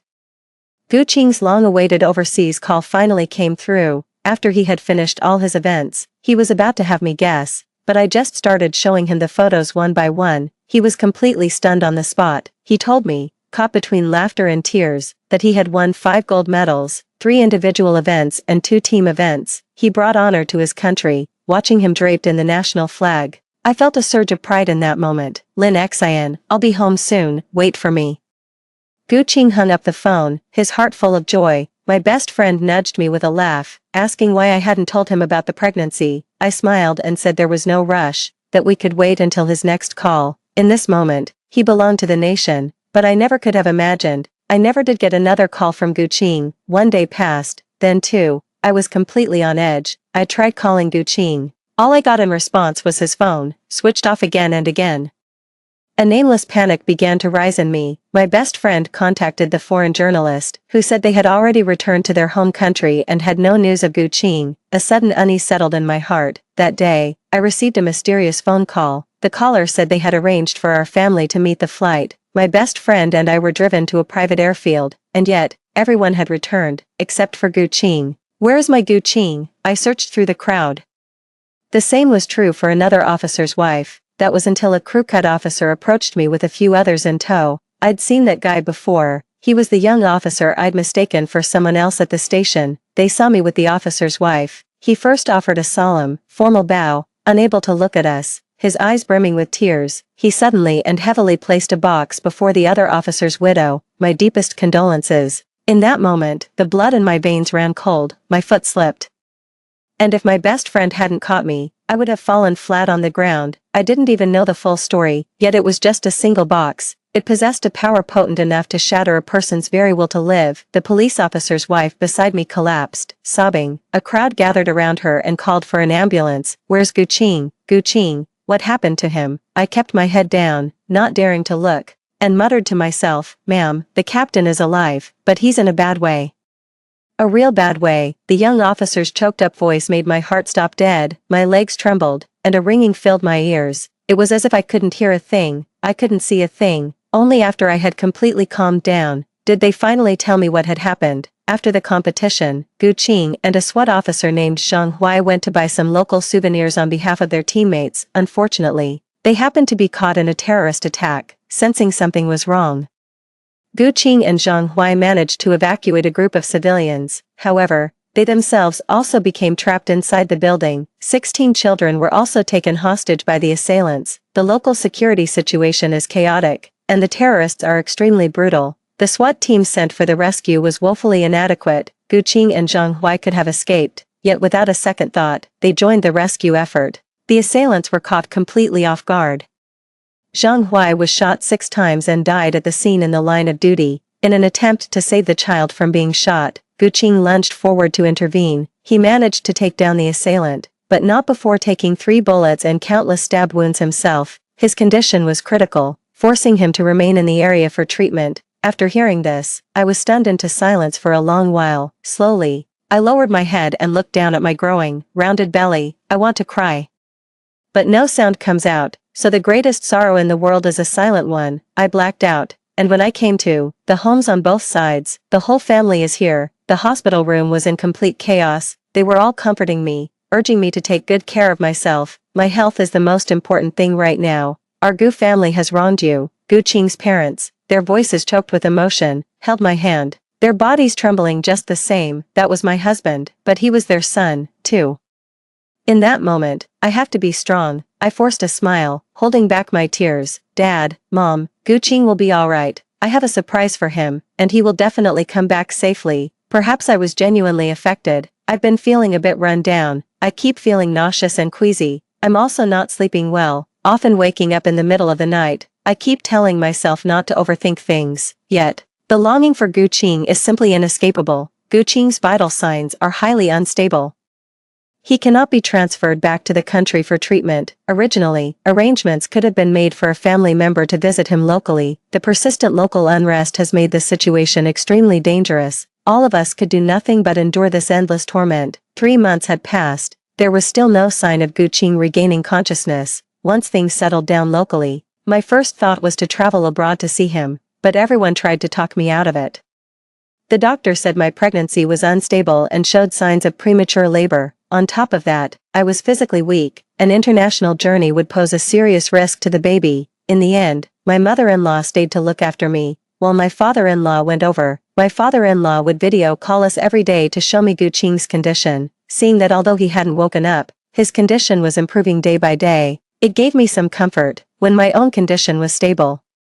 I'll visit Zhang Huai's wife often. Compared to me, she's the one who really needs comfort. It's a relief that Zhang Huai's wife has moved past the grief. The local government recorded many videos expressing gratitude. There were former hostages who had been rescued, as well as children who had been held by the kidnappers. Even though we didn't share a common language, whenever we saw their sincere thanks and well wishes, in that moment, both Zhang Huai's wife and I felt a great sense of peace. Zhang Huai also has a lovely 3-year-old daughter. Whenever the little girl asks about her father, her mother always points to a photo and says with a smile, "Daddy is right here, he is a great hero." The days went by. I'm about to give birth. On the day of delivery, the doctor told me the baby was in a breech position and I needed a C-section. My mind was in turmoil, and I felt quite anxious. Just as I was being wheeled into the operating room, I suddenly heard my best friend shouting from behind, holding up her phone, "Xiao Xian, Gu Qing is awake, he's awake." I told him you were in labor. He said, "You both must be safe and well. Mother and daughter, wait for me to come back." I was stunned for a moment, then broke into a happy smile. Gu Qing is awake. Suddenly, I'm not afraid of anything anymore. Hilarious bonus chapter. A boy. I was really hoping for a beautiful little girl, and he's a bit homely. I don't really want to look at him right now. Homely, nonsense. He's perfect. All newborns look a little wrinkled. Both families were overjoyed. I immediately asked my best friend for her phone so I could video call Gu Qing. The moment I saw him open his eyes and look at me, a sharp pang hit my nose. And I finally couldn't hold back my tears. Gu Qing's voice was terribly weak. "Hey, it's okay, I'm awake now. Don't cry. This is all my fault. I've really scared you these past few days." A long-lost voice, as if in a dream. There's only one voice in my head right now, and that is, I miss him, I want to see him, I want to be with him. He said he'd be transferred directly back to a hospital in our home country in a few days, and then, we had to expedite things. Gu Qing and I ended up as roommates in the hospital ward. The moment Gu Qing was carried in by a team of doctors and nurses, our eyes met, and neither of us could look away. "Gu Qing, Lin Xian, I'm here for you. The baby is 3 months old." The army gave Gu Qing a year's leave to recuperate. My best friend texted me, "You're pretty much all better now, right?" "Yeah, that's about right. What about the kids? The in-laws have them." My best friend sent a bunch of photos of grilled oysters and chives. "Want some?" I took Gu Qing out to dinner with my best friend. My friend ordered all the classics, chives, oysters, and lamb kidneys. Gu Qing really doesn't like kidneys. He was frowning the whole time, but he kept forcing them down anyway. I couldn't even watch. "If you don't like it, that's fine, we don't have to eat it." Gu Qing, however, shook his head. "It's alright. I know what you may, Nt." I raised an eyebrow. "Then what do I mean?" Gu Qing leaned in with a quiet laugh. "You probably want a second child." Story 2. My husband has been reborn. The first thing he did after his rebirth was to bypass me, trapped in the rubble from the collapsed house during the earthquake, and start digging through the debris on the other side. I felt no pain. Instead, a wave of relief washed over me. In this life, I no longer have to carry the burden of his mother being left with paralyzed legs because he saved me instead of her. I no longer have to slave away for the Su family like I'm atoning for some sin, freely offering them my blood, sweat, and tears. Even if I die, it's fine. Anyway, I don't want to relive the hardships of my past life. The original me was beautiful, lively, cheerful, and capable. The apple of my parents' eye and a rising star in the eyes of my superiors. After marrying into the Su family, all the beauty in my life shattered, ushering in a 20-year nightmare of being treated like a beast of burden. Mother Su would always scream at me, "If my son hadn't prioritized saving you, I wouldn't have lost my legs and become a cripple." My sister-in-law would also sob and curse, "If it weren't for you, I wouldn't be this poor child without a mother to care for me." Su Jun also lamented countless times, "If I hadn't saved you, I wouldn't have become an unfilial son, the one who made my own mother lose the use of her legs. Otherwise, the one who should be disabled is you. You owe our entire family." Yes, it's all because he saved me first. I owe his entire family a debt I can never repay. I used the dowry my parents gave me to buy their family a large apartment in the city center and sent my sister-in-law to the most expensive private high school. Su Jun claimed he was a victim of workplace bullying and quit his job in anger, staying home to play video games. Whenever I suggested he go out and find a job, he'd get furious, smashing his computer and throwing his mouse. If I didn't have to see my mother like that every day, I wouldn't feel so guilty, that guilt wouldn't have led to my mistakes at work, and I wouldn't have been bullied by my colleagues and boss, forcing me to quit. I was actually highly regarded by my boss. I was up for a promotion. Hearing that, I couldn't bring myself to pressure him about work anymore. I even dutifully bought him a high-performance computer and mouse so he could play games better at home. The only person in the house who didn't use words to pressure me was Sue's father. However, he's the useless layabout of the house, with no say in anything, every time. He just gives a half-hearted, non-committal response to smooth things over. Then goes right back to focusing on his TV. I bear the financial burden for our family of 5, working diligently every day, terrified of losing my job. After work, I have to rush home to cook, prepare meals, and handle all the housework. If I'm even a little late getting home, the whole family glares at me with anger, berating me. Not a single person would lift a finger to wash one vegetable or mop the floor. I felt I owed them, so I didn't dare talk back. I could only bottle up my frustration, which led to blocked breast ducts, and eventually, I died from breast cancer. At the company, I originally had the opportunity for an overseas assignment that would have led to a promotion, but the Sue family couldn't manage without me. I didn't even dare to work overtime, let alone go on an overseas assignment, and so, juniors who are less capable and qualified than me have all climbed over my head, one by one, to become my superiors. Yet, I remain a lowly accountant, day in and day out. Year after year, often subjected to ridicule and bullying. I don't dare resign either, as my entire family depends on my salary to get by. Of course, my measly salary of 10,000 yuan alone isn't enough to support so many people. I still have to rely on my parents for a monthly allowance. My parents feel for me, so they give me most of their pension. Before I married Sue Jun, they lived a very carefree life. They'd travel whenever they had the time, wore clothes from brand name stores costing thousands, and often bought all sorts of delicious treats. After I got married, they felt sorry for me and silently endured the fact that I brought the entire Sue family to live off them. We started buying clothes and shoes from street stalls. My mother, who had always complained about the smell of the wet market and only shopped at supermarkets, began going to the market too, even buying discounted, past its prime produce. Dad had a persistent cough, but to save money, he avoided the hospital and relied on folk remedies instead. This delayed proper treatment until it was too late. He was finally diagnosed with terminal lung cancer. Unable to bear the grief of Dad's passing, Mom became deeply depressed and, not long after, followed him in death. I don't know if it was due to the overwhelming stress and exhaustion, but I suffered multiple miscarriages and eventually became infertile. Sue's mother called me a barren hen, accusing me of ending their family line.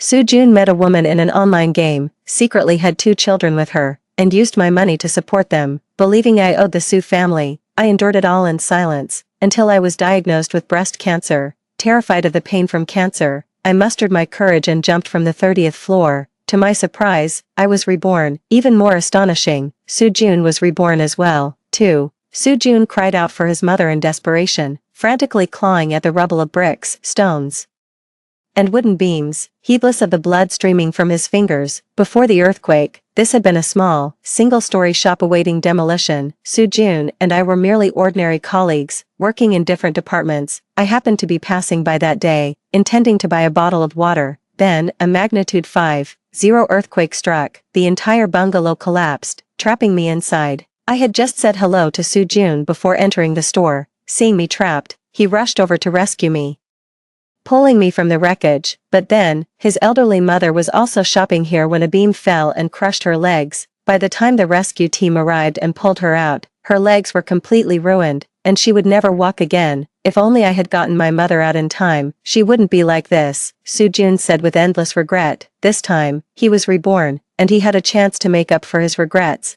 My parents are still alive. I can't let them bury their own child. I have to fight for my own survival. I took a look at my surroundings. I realized my situation wasn't as bad as it could have been. The beam that fell on me must have been propped up by something, so it didn't actually crush me. However, a falling tile hit my head, and it's bleeding. My foot was also struck by debris. It hurts, but nothing seems broken. Gritting my teeth against the pain of my injuries, I mustered every ounce of strength to push against the heavy beam. The beam was incredibly heavy. I was just a petite girl, barely weighing 80 pounds, and my strength was no match for it. I couldn't budge it at all. Just as I was on the verge of giving up in despair, a man, his head also caked in blood and dust, emerged from the rubble not far away. He stood up and shook the dust from his clothes. I was afraid of owing someone a favor like I did in my past life, so I didn't call for help. I just gritted my teeth and tried to save myself. The man turned his head and saw me.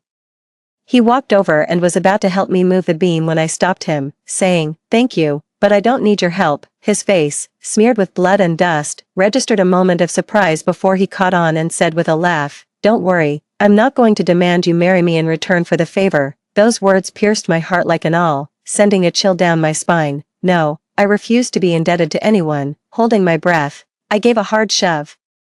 I actually managed to shove that incredibly heavy beam out of the way. It's true what they say, when you're backed into a corner, you find strength you never knew you had. Sick. The guy gave me a thumbs up. You just showed me what it looks like when a delicate beauty uproots a willow tree with her bare hands. I ignored him, pulling myself free from the wreckage and shaking off the rubble and dust. My foot was a bit injured, so I could only sit. I glanced over at Soo-jun on the other side. He had already dug his mother out of the ruins. His mother's legs must have been crushed. They were a bloody mess. "Mom, don't be scared. I'll carry you to the hospital right now. Your legs will be okay." While comforting his mother, who was wailing in pain, Soo-jun bent down and hoisted her onto his back. As he passed by me, he shot me a slightly surprised glance before hurrying away, watching their retreating figures. I felt a wave of immense relief. In this lifetime, I would have no further connection with them or their family. 3. Shall I help you to the hospital? The man looked at my bleeding foot and reached out to help me. Thanks, but I'm fine. I pushed his hand away, holding my bleeding head, and waited until the rescue team and ambulance arrived. The rescue team loaded both of us into the same ambulance. After arriving at the hospital, we were even placed in the same room.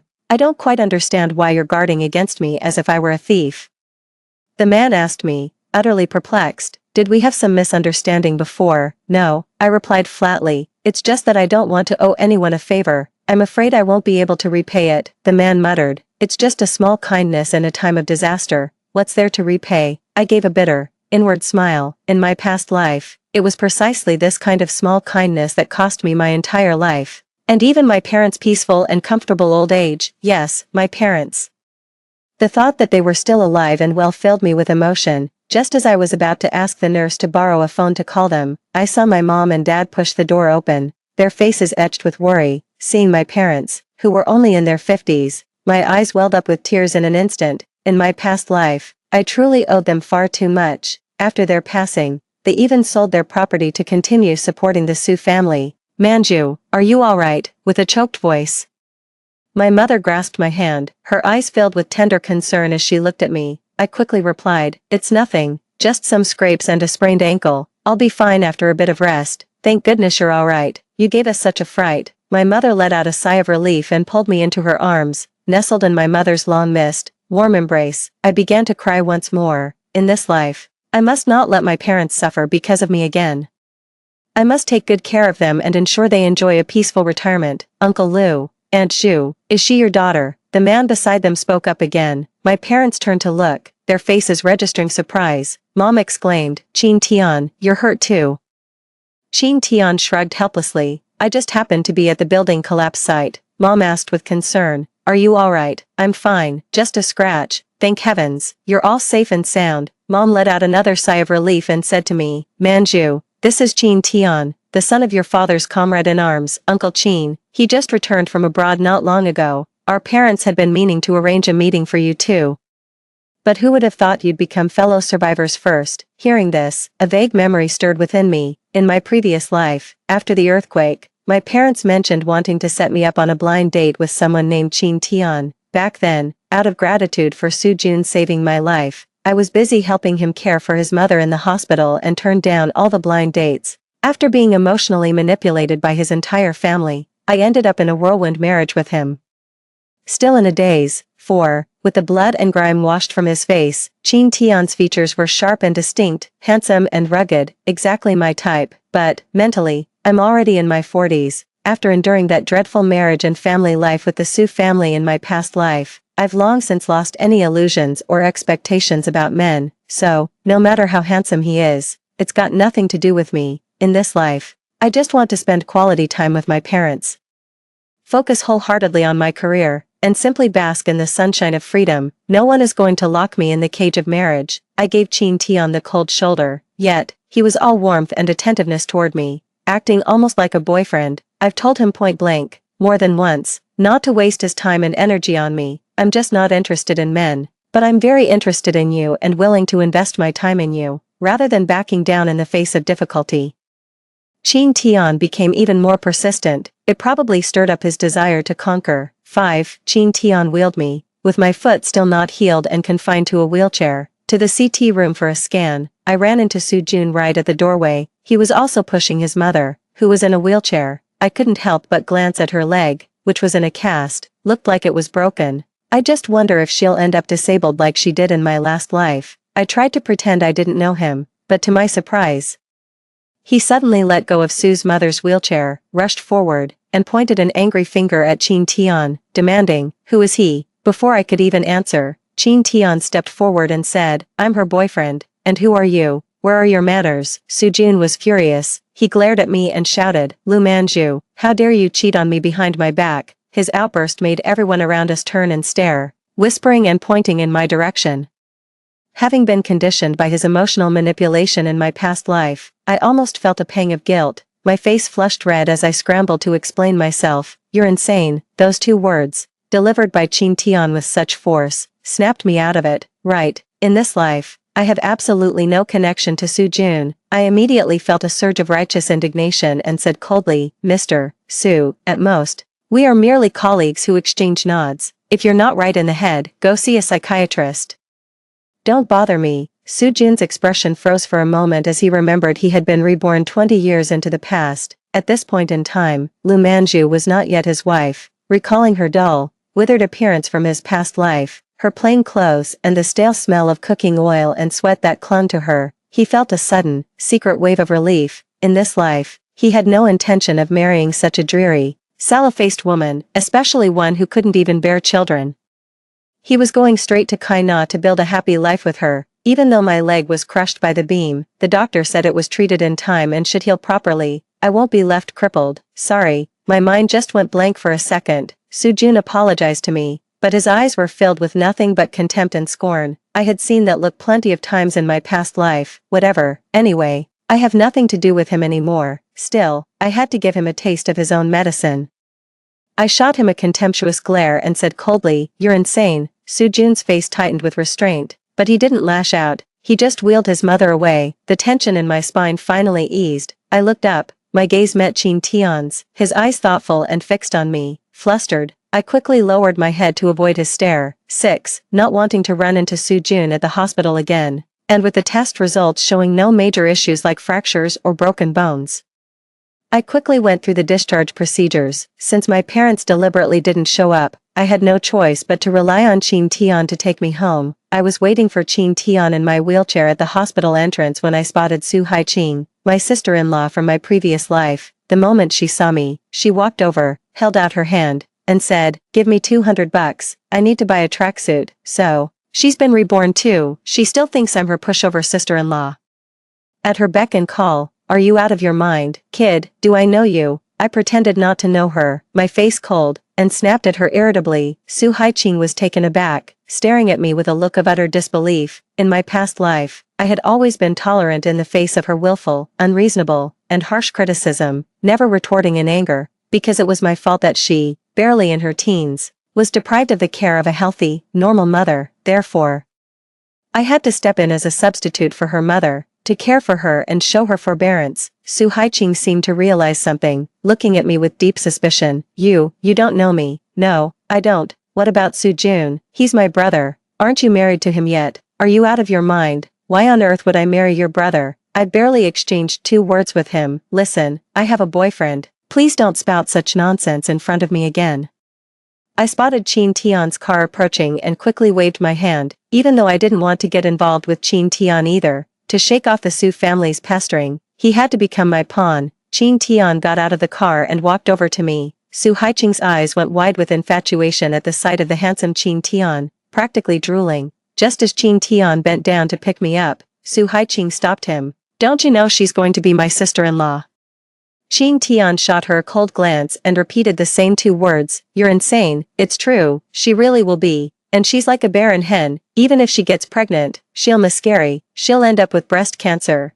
2. You'll be at a huge disadvantage if you stay with her. Su Haiqing grabbed Qin Tian's arm anxiously, batting her heavily lined dead fish eyes and giving him a coquettish look. Handsome, look at me, I'm younger, prettier, and I can bear children just fine, Qin Tian said coldly. I suggest you go over to the fountain. Su Haiqing's face lit up with delight. You want me to wait for you there? Confessing our feelings by the fountain is so romantic. The fountain has water. You can use it as a mirror to see how ugly you are.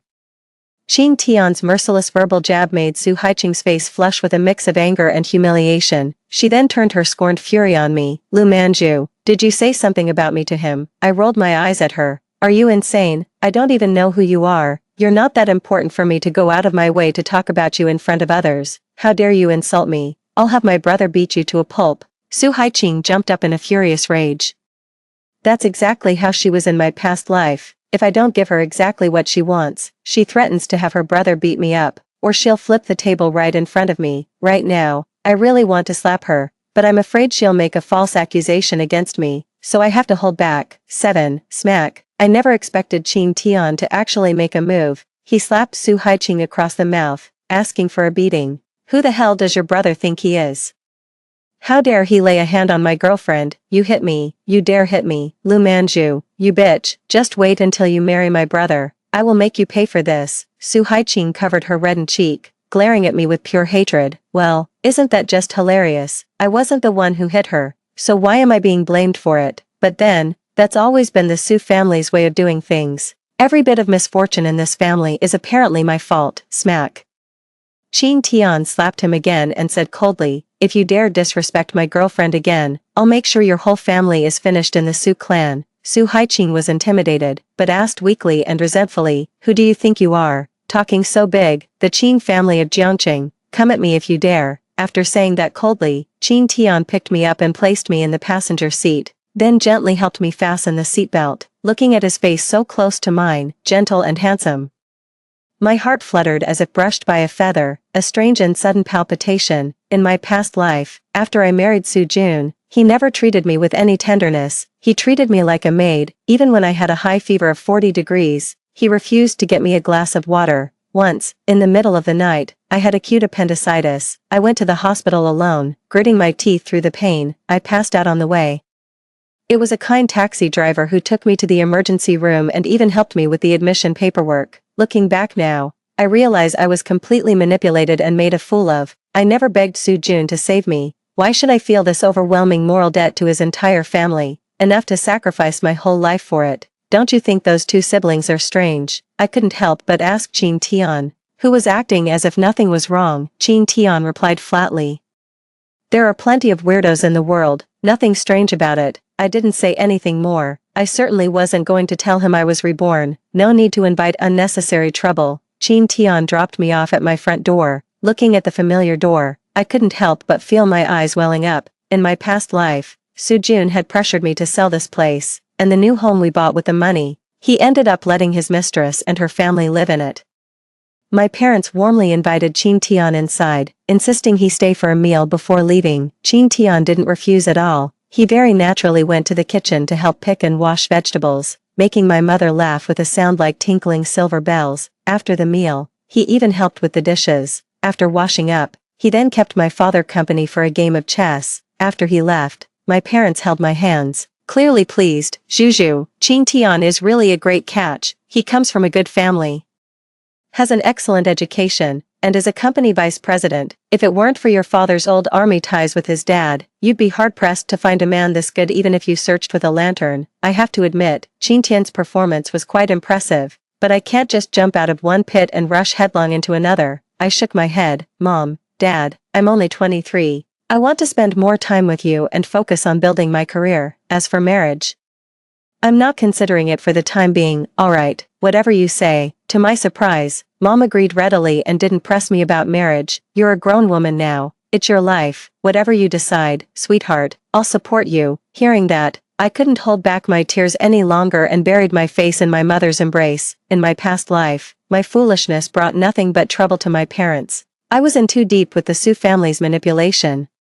so they had no choice but to support me unconditionally and find ways to lighten my load. 8. After my foot injury healed, I returned to the office, the familiar cubicle, the familiar work, but the faces around me were younger now. As soon as a colleague nearby saw me, they immediately leaned in and said in a hushed, secretive tone, "Manju, did you hear? Soo Jun from our company won 5 million in the lotto and quit his job right away. How enviable." I didn't know that, I put on a calm front.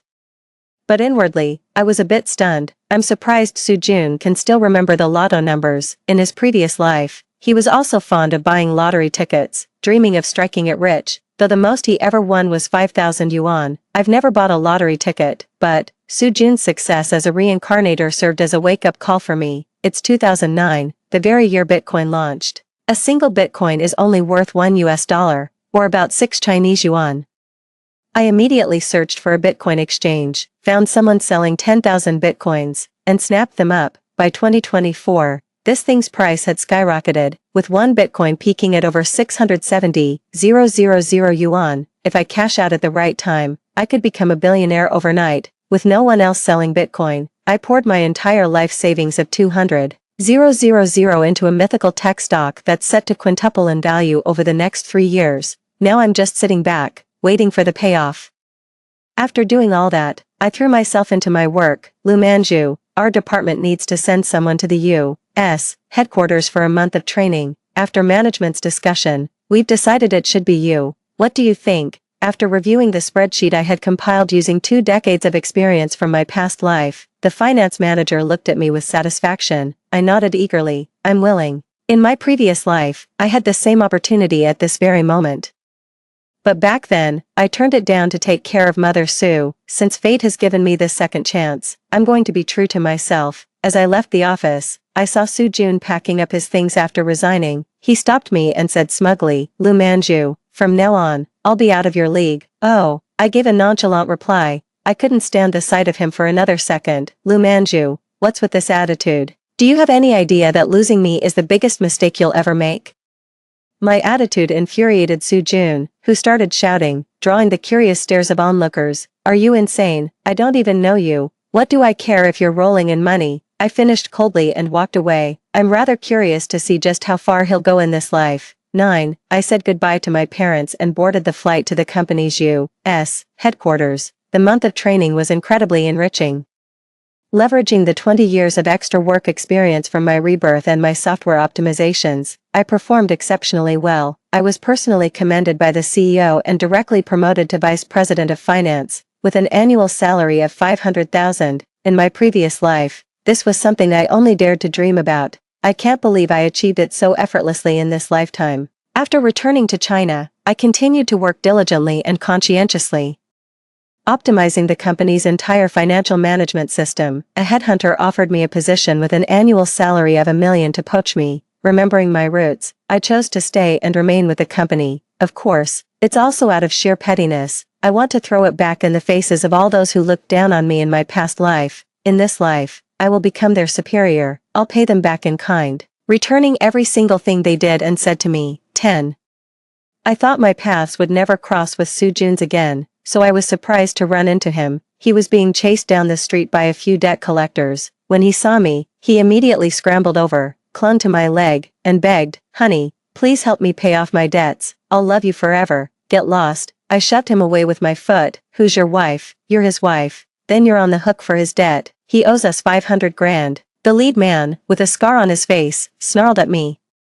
"She's my wife. Whoever owes you money, you go after them." Before I could even speak, Qin Tian suddenly appeared out of nowhere and stood beside me, saying, "So it's young Master Qin's woman. My apologies, my apologies. I meant no offense." After the scar-faced man groveled an apology to Qin Tian, he pinned Soo Jun under his foot and started beating him. "Save me, Manju, save me." Soo Jun let out a wail of despair, without so much as a glance in his direction.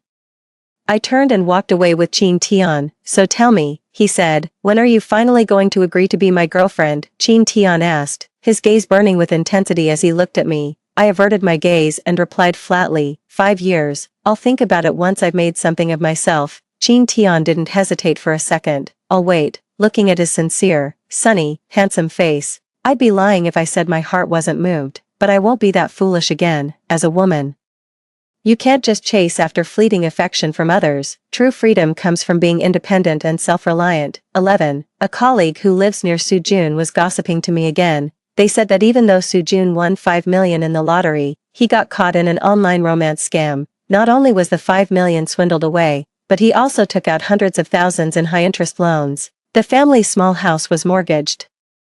And now all 4 of them are stuck living in the cheapest rental they could find. The strange thing is, my colleague hesitated before saying, Sujun often blames his mother, saying it's all her fault that he didn't save you back then. He says if he had saved you first, he could have made you serve him like a slave for the rest of your life. That's a really odd thing to say. You weren't even seriously hurt in that earthquake.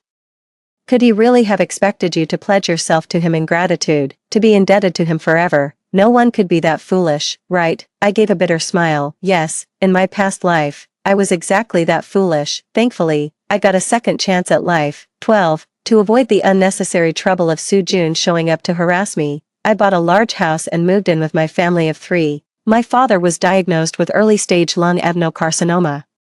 He underwent surgery promptly and has since made a full recovery. As for my own breasts, free from the emotional blockages of my past life, they are perfectly healthy. My stock portfolio multiplied 100-fold, and I cashed out for 200 million. I resigned from my company, assembled a team, and founded an AI company to develop a smart assistant destined to be a future hit. Seizing the advantages of a reincarnator, the company's growth has been faster than I ever imagined. In less than 3 years, the company has grown into a multi-billion-dollar enterprise, securing a place among China's leading tech firms. As for the Su family, I sometimes can't help my curiosity and still look into how they're doing. Sujun is up to his neck in debt, yet he's still glued to video games and refuses to get a job. His mother yelled at him and yanked out his internet cable. Enraged, he picked up a dumbbell and brutally smashed his mother's legs, breaking them. The Su family couldn't afford proper treatment, so they just applied some traditional Chinese herbal poultices. This led to a severe infection, the bones rotted, and in the end, amputation was the only option. They couldn't even afford a wheelchair, so she had to drag her crippled legs and walk on her hands. Su Haiqing couldn't afford to finish high school either, so she had to drop out and look for work. She met a guy who claimed to be a rich second-generation heir, only to be tricked and trafficked to northern Myanmar, where all contact was lost. With no real job skills, Su's father could only eke out a living by squatting on busy street corners, polishing shoes for passers-by. As for Sujun, he went to find Kai Na, the woman from his past life who bore his children and swore she loved him. She just spat at him a few times and told him he was delusional, and then he truly lost his mind. He became a ragged, wandering madman on the streets, telling anyone who would listen that the tech queen was supposed to be his wife, and that he should have been worth tens of billions. In this life, he can only dream. I am who I am, not anyone's wife. As for Qin Tian, who never gave up on me, we're now living together. We have an agreement to live together without getting married, free from marital obligations and responsibilities to each other's families. I have money, a career, freedom, and a compatible life partner. Perfect. That's the end of the first story.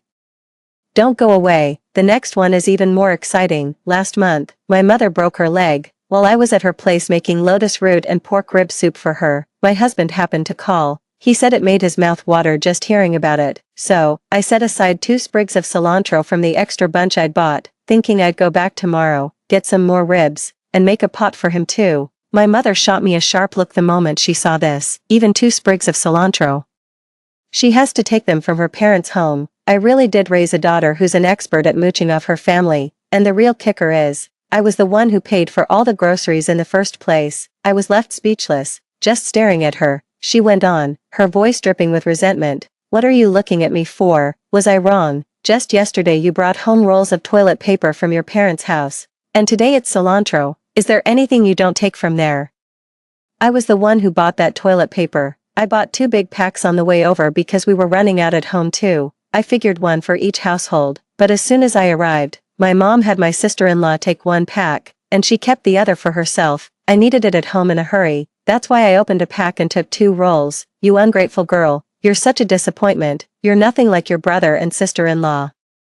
They would never dream of taking a single penny from me or your father without us practically forcing it on them. Exactly. Every time I bring something back from my parents, you end up shoving 80% of it at them. They don't need to ask for a thing. Even their precious son, my 18-year-old nephew, has his family payment card linked to my account. I have a 5,000 monthly limit, and I max it out every single month. After all the exhaustion from the past few days, getting scolded by my own mother like that was the last straw. Tears welled up in my eyes. Mom, whether it was the toilet paper yesterday or the cilantro today, I paid for all of it and brought it back to this house. What's the big deal if I take a little for myself? Even hearing the tremor in my voice, she stubbornly held her ground and said, what's the big deal with what you bought? What kind of daughter takes back the things she brought to her parents' house? And you think you're in the right? Alright, just reflect on your own behavior. You're a grown adult, yet you're on the verge of tears over a few words. Hurry up and start cooking. Make a few extra dishes. Your brother and his wife will be here for dinner soon. From the day she broke her leg over a month ago until now, through the hospital stay, discharge, and everything in between, I've been the only one handling it all, both financially and physically.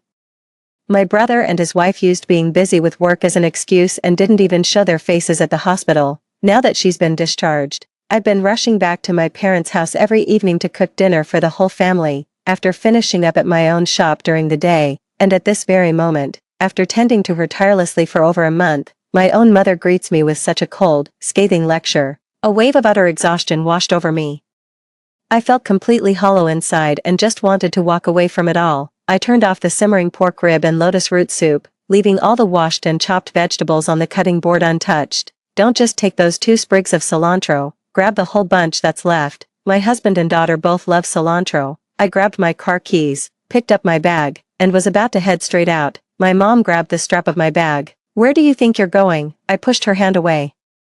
You're the one who said I'm a freeloader and that I'm nowhere near as good as my brother and his wife. Your leg is 80% better now. Let them take care of the last 20% and fulfill their filial duty. I won't be coming back to take care of you anymore, and I certainly won't be taking anything from this house with me. My father slammed his hand down on the table with a loud smack. How dare you? Your own mother gives you a piece of her mind.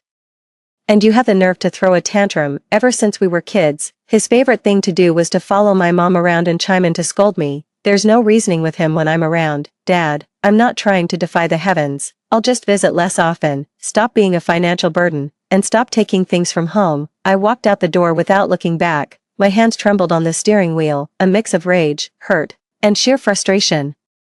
Over 30 years of dutiful care and trying to please them, yet I still couldn't earn a single word of acknowledgement from their lips. My mother stood leaning on her cane in the doorway, scolding me. Get down here. You're not going anywhere. Your brother and his wife will be here any minute. Get inside and start cooking. Now, are you listening to me? I said you're not leaving. Who's going to make dinner if you go? What am I supposed to do when I need to get up in the middle of the night?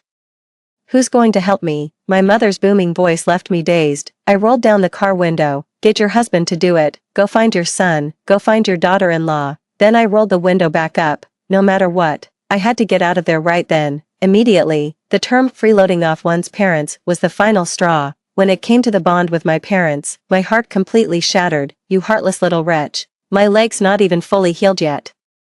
And you have the nerve to abandon your own mother and walk out on me. I just kept turning my bike around in the small courtyard, and when she saw she couldn't stop me, she yelled after me. Fine, go if you must, but leave that bunch of cilantro. Your sister-in-law needs it for steaming fish tomorrow at lunch. So that's what this is about. No wonder when I was grocery shopping today, I kept getting the feeling I should buy extra cilantro. The fish I bought a couple of days ago was taken by her. And now I even have to buy the cilantro for her to cook it with. Unbelievable. I have to ask myself, Mom, Dad, am I really your biological daughter? Sometimes I wish I was just a kid you found in a dumpster. It would make it so much easier to come to terms with everything I've been through. I hit the gas and sped out of the courtyard. In the rearview mirror, I saw my mom, her limp miraculously gone, waving her cane as she chased after my car. The cilantro, leave the cilantro. And then they even pulled out their phone and started filming me. This is mutiny, absolute mutiny. Come and look, all of you, come and see. After all I've done, I've raised a complete ingrate, too. Once I was out of the village, I wiped away my tears. I called my husband. Honey, I'm on my way home now. I miss you so much. He must have noticed the strain in my voice. But he didn't ask. After a thoughtful pause, he said, Okay, I miss you too. Drive carefully, no rush, safety first. Our daughter and I will be waiting for you at the entrance to our neighborhood. Hearing my husband say that, my eyes welled up with tears again. I murmured an hum and hung up the phone. After entering the county town, before I could even catch a glimpse of our neighborhood, I spotted my husband and daughter first. The two of them were holding hands. Having walked a short distance from the residential area, and were anxiously looking around in the direction I was coming from, my husband, in particular, had a slight frown on his face, his expression full of worry. Their expressions softened only when they caught sight of my car. My daughter's eyes lit up instantly, breaking into a beaming smile. I pulled the car over to the curb. How come you two walked so far from the neighborhood? We were just so happy to hear you were coming home. My husband said, opening my car door. Come on, get out. The moment I stepped out of the car, my daughter Yao Yao threw herself into my arms. Mommy, can you finally sleep at home tonight? Dad and I have missed you so much. Dad sleeps with your pillow every night, saying it still smells like you. I looked up at my husband, my eyes still rimmed with red. Under the streetlight, my husband slowly drew me into his embrace, his voice deep and gentle. My mother-in-law has never been one to mince words. Did she give you another earful? I leaned my head on my husband's shoulder and shook it, not wanting to dwell on it any longer, and said quietly, Honey, I'm so glad I have you. Our daughter snuggled between us. Mom, I'm here too. You still have me. I stroked my daughter's hair and nodded. That's right. I turned around, grabbed that bunch of cilantro from the passenger seat, and presented it to them triumphantly. Look what I managed to snag from my parents' place. I haven't had dinner yet. I'm starving. How about we go home and make some coriander, pork, and egg soup? Our daughter cheered first. Yes, that's my favorite. Dad and I barely ate anything for dinner. We just don't have much of an appetite when you're not home. My husband chimed in. All right, let's head home and I'll cook. Your mom has been working so hard taking care of your grandma. She deserves a proper rest tonight. My husband then looked at me. You and our daughter take the back seat. I'll drive us home. I had barely stepped through the door when my phone started ringing nonstop. I picked it up and saw it was my brother calling. He was furious from the very first word. Lin Xiaoyu, you've gone too far this time. Mom's leg is still injured, and you had the nerve to pick a fight with her. Your sister-in-law and I worked our tails off all day, came home exhausted. And there's not even a warm meal waiting for us. Instead, we have to clean up your mess. She's still in the kitchen cooking right now. I swear, you're getting more and more out of control. My husband couldn't take it anymore. With a stern face, he snatched my phone away. Bro, just talk it out properly. Xiaoyu has been working so hard taking care of mom lately, and besides, I snatched it right back. Lin Chengkai, what do you take me for? Am I your family's live-in maid? Expected to have dinner ready on the table every night waiting for you all to come home. That's right, I'm the disappointment. I'm the wild, lawless one. Mom and dad have you. The perfect son who's both responsible and doesn't leech off them or your sister. That's enough for them. Let's just keep our distance from now on. With that, I hung up the phone. 3. The calm I had just managed to find shattered, and a fresh wave of anger boiled up inside me. My husband hesitated, but finally asked, Honey, what on earth happened? I shook my head. It's nothing, really. My mom just accused me of being a freeloader. I got so upset that I left in the middle of cooking dinner and drove home in a huff. A freeloader. My husband was even a bit confused by the term. All these years, you've done nothing but send things and money back home. You're always on call to help out with your brother's family too. You can honestly say you've never taken a single penny from your parents. How could your mother say that about you? I gave a bitter smile. Yeah, I don't get it either. That's why the moment I heard her use that word to describe me, I just couldn't take it anymore. Honey, I'm sorry. It's all because you married me that you ended up with in-laws like this. My husband wiped the tears from the corner of my eye. Silly, you haven't let me down, and you certainly haven't let anyone else down. It's your own family. They're the ones who are too harsh on you.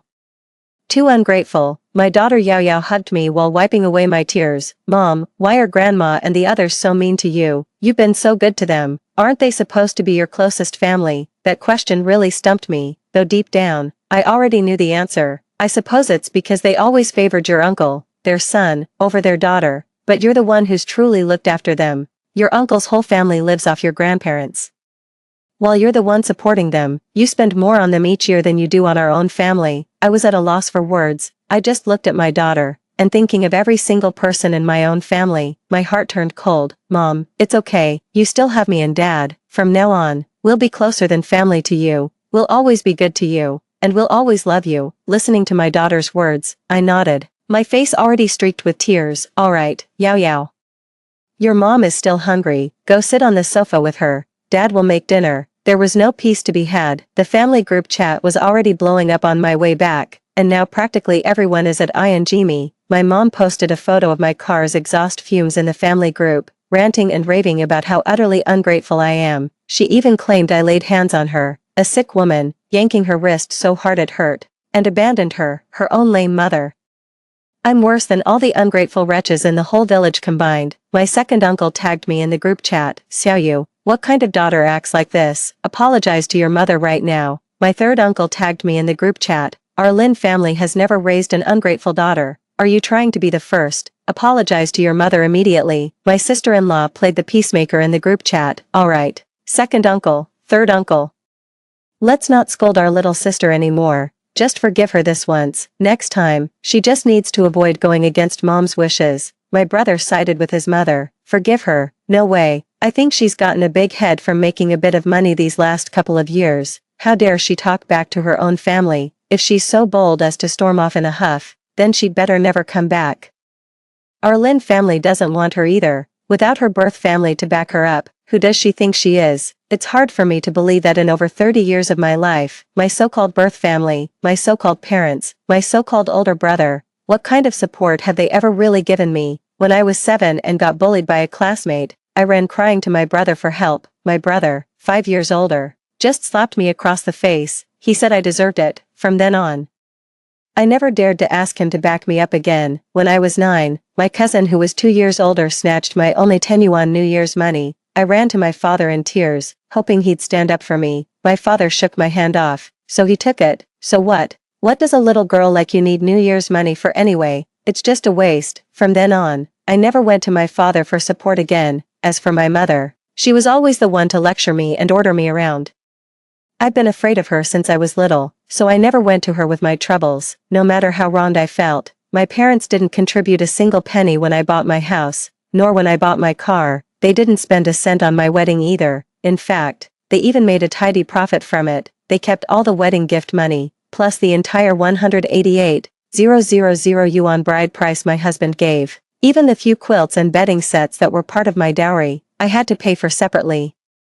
With a family like this, parents and an elder brother like this, I've long since stopped feeling any attachment. It's just for the sake of that blood connection that I've been trying to keep up a facade of harmony. Well, since my brother has gone and said all that in the family group chat, I'm not backing down either. I replied right after his message with a single word, fine. Since the Lin family neither welcomes me nor thinks much of me, I won't be going back there anymore.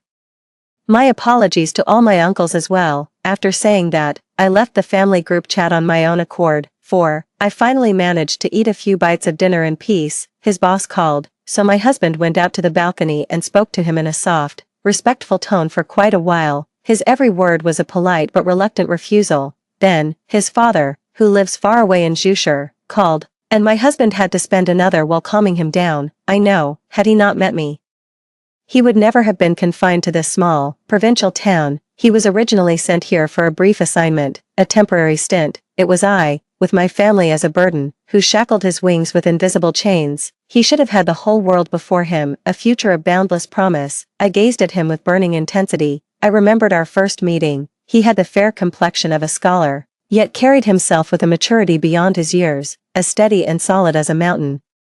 I was only 19 that year, renting a small, 10-square-meter shop in a remote location, running a local delivery service. In the pouring rain, I was drenched to the bone. An hour late, I finally delivered the goods to his door. I put on a cheeky grin and bowed an apology, terrified he'd cancel the order and refuse to pay. Ever since, I've always thought of myself that day as utterly awkward and humiliating. But my husband said that on that day, I was like a pearl buried in the mud, glowing with a radiant halo, so full of life, so unrestrained and free. With just one look, he was smitten. And this man, he has always put me first. He left his hometown and has now lived in a once unfamiliar small town for over a decade. My birth family is not my support or my concern, it's my quagmire. I can finally admit this to myself. For now, I just want to do this one thing for my husband. Honey, what if we sold this house and moved the whole family back to Zhushur? My husband's hands, busy clearing the dishes, stilled for a moment. A flicker of hope seemed to pass through his eyes, but he quickly suppressed it. Honey, about that call, don't worry about it. It was just the city office checking in with me about a position that's opened up. You and our daughter are my whole world. My job is just a way to pay the bills. It doesn't matter where I do it. No, it's not the same. It's completely different, and I know it.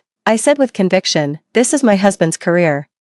And for my sake, it's been at a standstill for over a decade, darling, I'm completely serious, let's go back to Zhushur. Yao Yao is transitioning to middle school now. Whether we stay in the county town or go back to Zhushur, she'll have to adjust to a new school and new classmates. It's actually a good time for a transfer. My husband looked at me thoughtfully.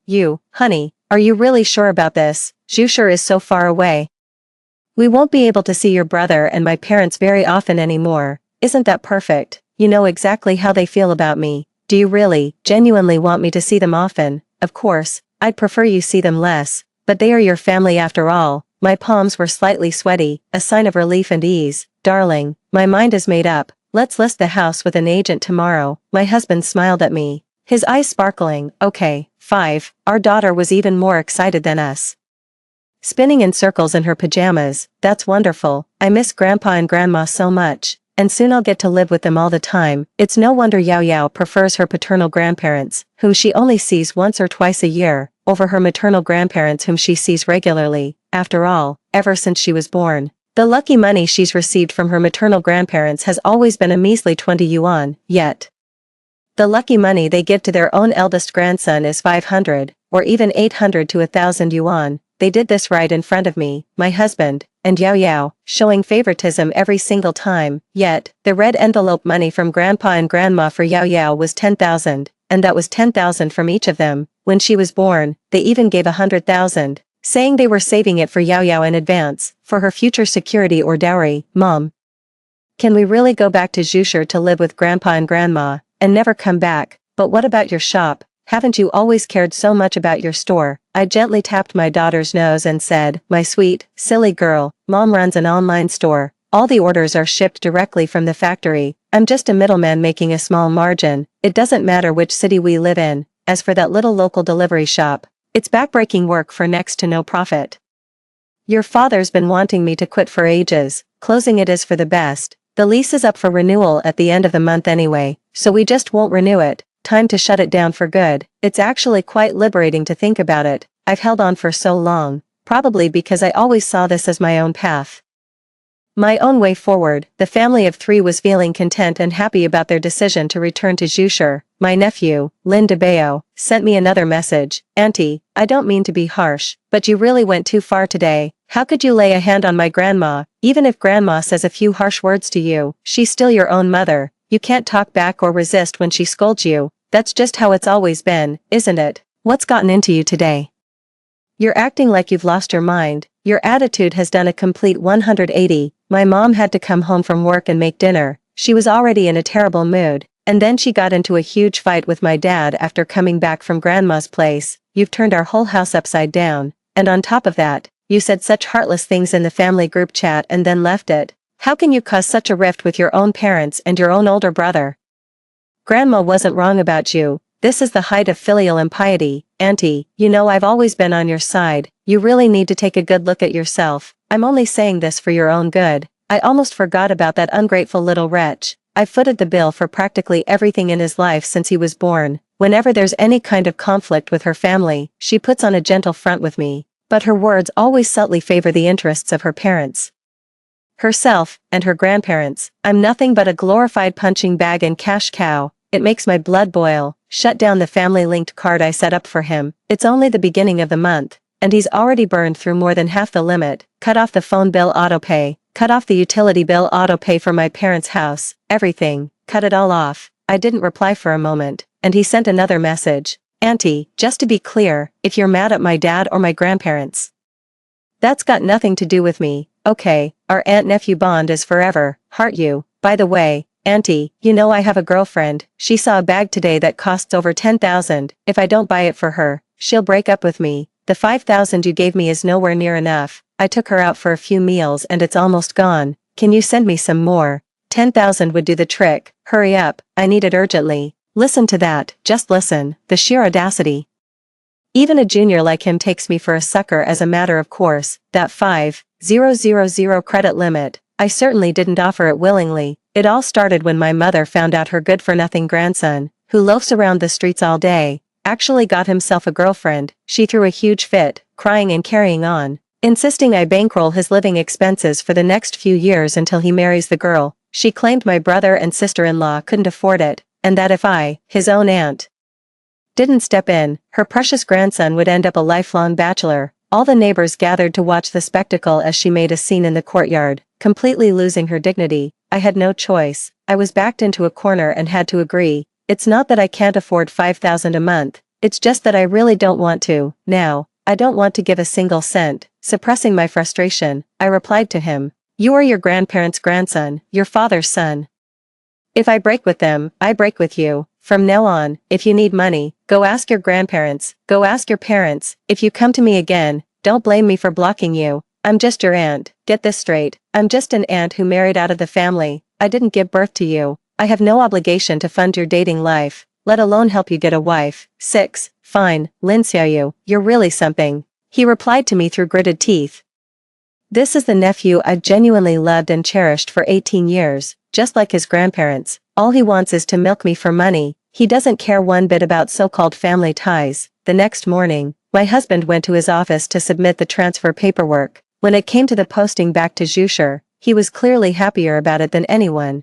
I had meticulously organized all the relevant materials the night before, and now it was just a matter of waiting for the higher-ups to approve them. I was putting up a closed-for-business notice on my little brick-and-mortar shop and listing the property with a real estate agent when my nephew, Lin Debao, called in a frantic hurry. What kind of urgent business could he possibly have? I hung up. A frantic message came hot on its heels. Lin Xiaoyu, you actually cut off my family plan card. How could you do this? My phone bill payment failed this morning, and now my girlfriend can't even reach me to top it up for me. Fine, you wouldn't send me money for that 10,000 yuan bag. But then I tried to buy her a dress at the mall to make it up to her and my payment got declined. Do you have any idea how those salespeople looked at me? Do you know how utterly humiliated I was back there? My girlfriend stormed off. I'm going straight to grandma's to tell her everything. This isn't over. Let her run off if she wants.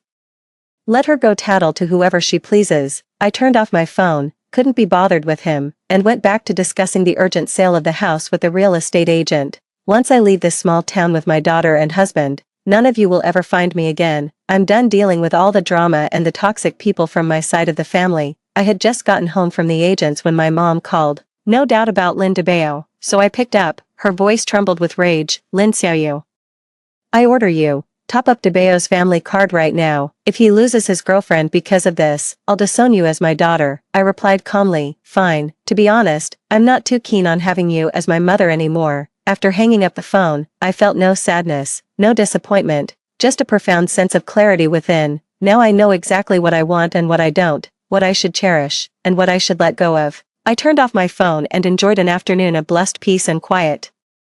This afternoon, I'll organize the online store orders and follow up with the factory to ship them out one by one. I'm heading to the market to buy pork ribs, cilantro, and other ingredients, along with some fresh produce, meat, and fruit. Tonight, I'm going to cook a hearty dinner for my husband and daughter. For over a month now, I've been devotedly caring for my mother back at my parents' home. Over the past decade or so of marriage, I've always been on call for my family's needs, offering help and support whenever asked, but in doing so, I've truly neglected my husband and daughter far too much. It won't happen again. From now on, they are my center and my everything. My husband's transfer and our daughter's school transfer both went very smoothly. Even our house, which was only listed with the agent for 5 days, found a decisive buyer. After all, it's a great location in a top school district, priced to sell quickly, and comes fully furnished and ready to move in. On the day we signed the contract, the buyer agreed that we could have the place cleared out within a week. Both parties were very satisfied and happy with the deal. Right after signing the contract, I saw a message from my sister-in-law. Little sister, are you still upset with me? Since I married into this family, I've never once raised my voice at you. You're not going to give me the cold shoulder too, are you? If anyone in the Lin family is going to be the bad guy, my mom, my dad, my brother, even Lin Debao, there are plenty of candidates. It certainly wouldn't be her turn to have a falling out with me. I was silent for a moment, then replied, did you need something? Sister-in-law, you replied, so I guess you're not mad anymore. That's good, we're family, after all. No hard feelings should last the night. Don't take it to heart that your brother has a short fuse. I've talked to Mom too. She shouldn't have spoken to you like that, but you acted pretty rashly as well. Anyway, let's just put all this behind us. Okay, after more than a decade, I've come to understand her. Sis, if there's something on your mind, just say it straight out. Alright, I'll get straight to the point. About DeBeo's family allowance card.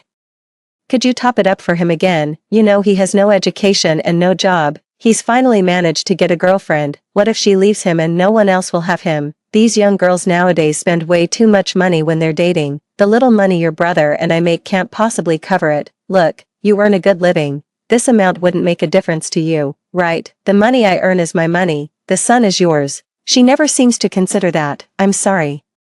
Sis-in-law, but the family allowance card is deactivated for good. I won't be reactivating it for DeBeo. He's an adult now. Since he has a girlfriend, he should be focusing on finding a steady job and working hard. The girl will only stick around if she sees he has the means to provide for a family in the future. Don't you agree, sis-in-law? Alright, I can see you're still upset with DeBeo. Let's put a pin in this for now.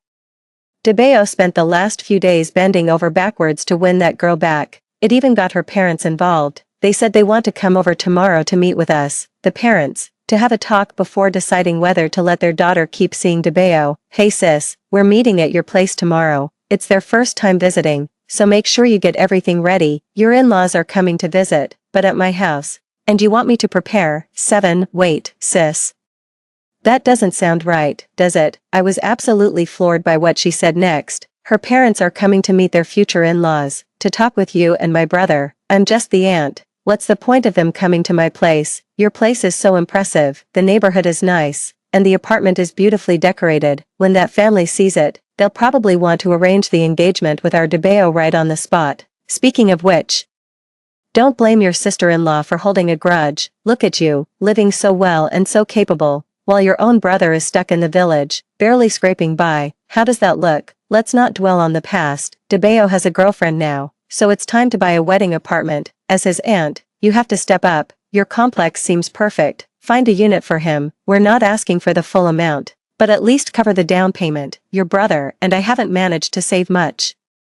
The old saying really holds true. Birds of a feather flock together. This daughter-in-law they brought home is cut from the same cloth as my parents, thick-skinned as a city wall. Only me, the daughter who's been ground down since childhood, keeps clinging desperately to them, even though I'm clearly shut out. As for her complaining about how shabbily she and my brother lived in the countryside, my husband and I have certainly given them plenty of support over the years.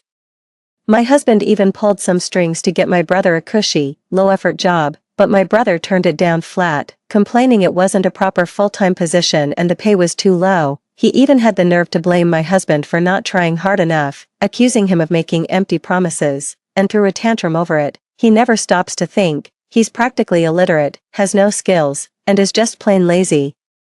It's not like my husband is some all-powerful god who can just waltz him into any top-tier company. When he goes out to work with the crew foreman, others make 200 or 300 a day, but he slacks off and barely scrapes together 80. This is the perfect son my mother worships like a deity all day long. I am absolutely fed up with dealing with my birth family. Sister-in-law, let me be perfectly clear. You raise your own child, you deal with his problems. Lynn DeBeo buying a wedding apartment has nothing to do with me. A married daughter is like spilled water. That's the phrase my brother loves to repeat. I'm just a relative now. As for your in-laws coming over for a meal, I can't host them either. You'll have to handle it yourselves. I've sold the house. This place isn't mine anymore. My sister-in-law was furious, little sister, to turn me down. You'd even stoop to lying about selling your house, if you sold it. Where would your family sleep? On the street. Besides, how could you possibly sell it in just a few days? Who said anything about the street? I'll go stay with my in-laws. Well then, let me be perfectly clear. Tomorrow, I'm bringing that little girl and her family over to your place for dinner. This is a decision made by your parents, your brother, and the whole family. Whether you like it or not, you will host them. Prepare some good food and drinks. And don't you dare embarrass the Lin family. I must really owe them, every single one of them. I guess I'll be paying off this debt for the rest of my life, won't I? Fine, if that's how you want to play it. Don't blame me for being ruthless. Honey, let's pack our things right now. We'll leave tonight and drive straight back to Jusher. It's only an 8-hour drive. We can take turns at the wheel and cross the Jusher border by dawn. My husband took my hand, holding it in his to soothe me. Darling, you need to think this through. It's a very impulsive move. If they really come tomorrow and find no one here, we might as well be considered enemies the next time we meet. I leaned against my husband's shoulder, and my indignation eased considerably. Honey, I have thought it through. This isn't an impulsive decision. Becoming enemies is fine by me. They're a bottomless pit. I'm done supporting them while never hearing a single word of appreciation from their mouths. Alright then, as long as my wife is sure, that's what matters. I truly can't bear to see you humiliated in front of them again. In that case, let's start packing right now. To be honest, I'm already itching to get home. Let's go. Immediately. 8. They must think that my silence means I've tacitly agreed to host their whole gang tomorrow. Auntie, what's the point of all this resistance? You'll end up doing as you're told anyway. Look, these are all my girlfriend's favorite dishes.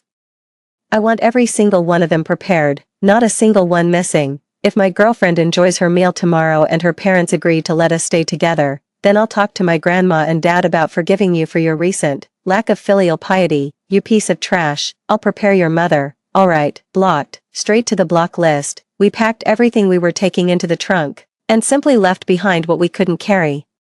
I placed the last key the new owner had given me on the shoe rack by the inner door, and shut it for the final time. Just like that, the house was no longer any concern of ours. It was already 8:30 in the evening when my mother called me again. After tonight, it'll be a very, very long time before I see her again. I'll just answer her call one more time. Why is the village electrician here tonight to collect the bill? You wretched girl. Don't tell me you dared to cut off your own parents' utilities. Pay it now. He's still waiting in the house. Money again. Every single time they contact me, it's always about money, money, money. It's nothing but asking me for cash. I truly wonder, if there ever comes a day when I'm penniless and sleeping on the streets, would they even have the decency to offer me a scrap of food? I said, my voice flat and emotionless. Mom, for nearly 20 years straight, I've paid every single utility bill for your house and my brother's, without fail, both before and after I got married. From now on, it's my brother's turn. Let him pay for you for 20 years. After that, you can come to me, and I won't refuse. My mom completely lost it when she heard that. You ungrateful little wretch. How dare you abandon your own parents? This is outrageous. You've gone too far. If you don't pay the utility bills by tonight, just wait until I see you tomorrow.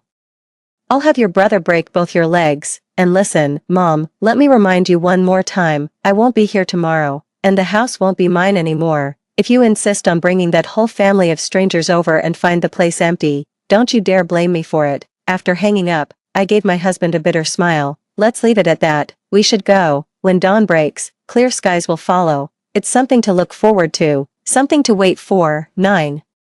After leaving the county town, I called the new homeowner from the passenger seat. I informed him that the house was vacated tonight and he could come to inspect it tomorrow. I also told him that I might have caused him some inconvenience and sincerely apologized. Then I said plainly, if anyone shows up at the door tomorrow making trouble, he shouldn't worry about sparing my feelings and should just send them away. When we showed up at my in-laws' door early in the morning, we gave them quite the surprise. They were flustered but delighted, scrambling to help us with our bags. They prepared a huge spread for breakfast, and we did end up eating rather late. My family back home started blowing up my phone with one call after another. I silenced it and ignored them all. I wasn't about to let them ruin the rare, peaceful atmosphere at the table. It wasn't until after 10 a.m. that the new homeowner called me again. That's when I found out what they'd really been up to. When no one answered the door after repeated knocks, my brother and Linda Bayo actually smashed it down. The whole gang barged in, ate, drank, and made a mess of the place, turning the once clean and tidy house into a complete pigsty. The new owner was furious and called the police on the spot. What else could I do? I just had to apologize to them over and over on the phone, and as I said before, just do what needs to be done. Don't worry about sparing my feelings. We only met that one time. What face do I have to save? It was just a pleasant business transaction. The new homeowner is a decent person. They didn't try to extort them or hold their mistake over their heads. They were only made to pay for the door and the basic damages, which came to a total of 20,000 yuan. Breaking and entering, along with property damage, can be a serious offense. If they refuse to pay, we'll have no choice but to arrest and detain them. Hearing the police say that, the parents were scared out of their wits, and the whole family had no choice but to agree to pay the compensation. As for Linda Bayo's girlfriend's family, it said they vanished without a trace right after giving their statements at the police station, swearing they never wanted anything to do with that family again. My brother and his wife finally had to accept the truth. I really did sell the house, and I vanished without a trace. When I stopped answering their calls, they started bombarding me with messages. They said I could run but I couldn't hide forever. They swore that after what I'd done to them, I'd better hope they never found me. They sounded like they were out for blood. At this moment, I'm truly grateful they've never been to my in-laws' place and don't know the address. My brother even demanded I hand over that 20,000 plus compensation for their emotional distress, ordering me to transfer him 100,000 immediately. This is my own family, the people supposedly closest to me in the world, my own flesh and blood. It's all a tangled mess, impossible to explain or justify. Dad, mom, brother, sister-in-law, blocked, every single one of them. I really, truly, just want a few years of peace and quiet. It wasn't until 3 years later, I got the news that my father had died. 10, honestly, 3 years of no contact. A full 3 years without seeing them. The sudden news of my father's passing left a deep, desolate ache in my heart. My father had always been in such robust health. It was my second uncle who broke the news. He even sent me a photo of the coffin, as if to prove it was true. My husband and I rushed back through the night. When my family saw me, it was as if they were seeing a new dawn. They were both overjoyed and moved to tears. My brother, dressed in mourning clothes, came jogging over to greet my husband and me. Little sister, you're back. It's been 3 years. Your big brother truly knows he was wrong. Please forgive me. My sister-in-law also wore an ingratiating expression. You're right, little sister. This family truly can't manage without you. I admit I was in the wrong before. Now that you're back, won't you please stay for good? Lynn DeBeo had always been somewhat fair-skinned and gentle-looking. Now, to everyone's surprise, he had become a dark, shriveled ball of a man, both swarthy and gaunt. Wah, auntie, you're finally back. If you hadn't come home soon, I'm afraid I would have been the next one worked to death. I only found out later that after I cut ties with them, there was no one to cover the household expenses. My sister-in-law forced my parents, who were already retired from farming, to take on an extra 100 acres of land.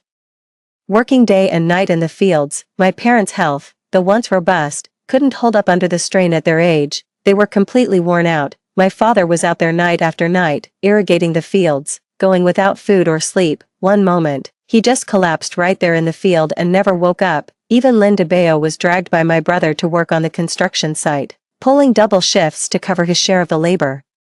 My father never showed me a moment's affection growing up, but with his passing, all grievances are laid to rest. Though I cannot bring myself to weep, my face is etched with sorrow. I have returned. The funeral expenses and all related costs will, of course, be covered by me. I accept this duty. After all, I owe him my very life. Consider this my final act of filial piety. My brother and sister-in-law were beaming with joy. They didn't have to worry about the funeral expenses.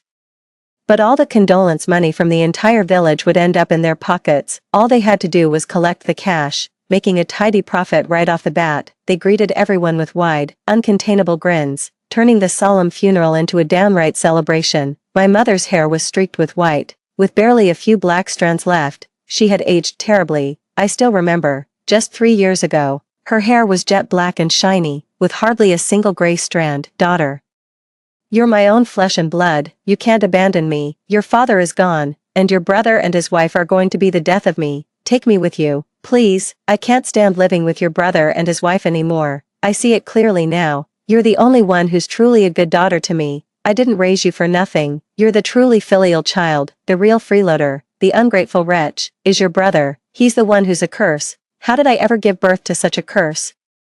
Take me away, just take me with you. I'm sorry, Mom, but I won't be taking you with me, because, just like Dad, you never showed me a shred of affection growing up. In fact, you wore me down and put me down even more than he did. From the age of 3, you made me fetch the foot-washing water for the whole family every single night and wash their smelly socks. Even the night before my wedding, you were still ordering me to wait on you, wash your feet, and lecturing me that after marriage I should do even more to support my birth family, be filial to my parents, and repay the debt of being raised. You started training me to cook when I was 7, and from then on, I was the one who cooked for the entire family, day in and day out, year after year. At 15, I scored first in my class and in the top 10 of the entire county on the high school entrance exam, yet you forced me to drop out. High school teachers and principals came in waves to persuade you.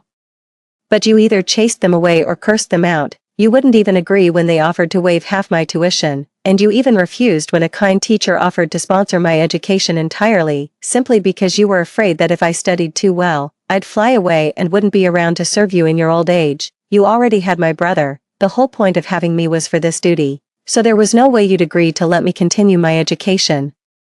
These were your own words to me later on. Such short-sightedness is utterly laughable. If I really do well in my studies and make something of myself in the future, I will definitely bring you to the city and take good care of you. Wouldn't that be a much better life and blessing for your later years? I'm only 15, still a minor. No one would dare hire me to work. You rented 50 acres of land, all for my sake. From then on, under the blazing sun, I, a skinny girl, toiled alone in the fields, drenched in sweat, while you and Dad rested peacefully on the heated brick bed, sleeping from noon until dusk. Finally, when I was old enough to leave home for work, you started demanding my wages every single month, terrified I might shortchange you by even a single cent. Thankfully, I had the sense to secretly set aside a little money for myself. That's how I later managed to rent a small, out-of-the-way shop and start a local delivery service, launching my own entrepreneurial journey.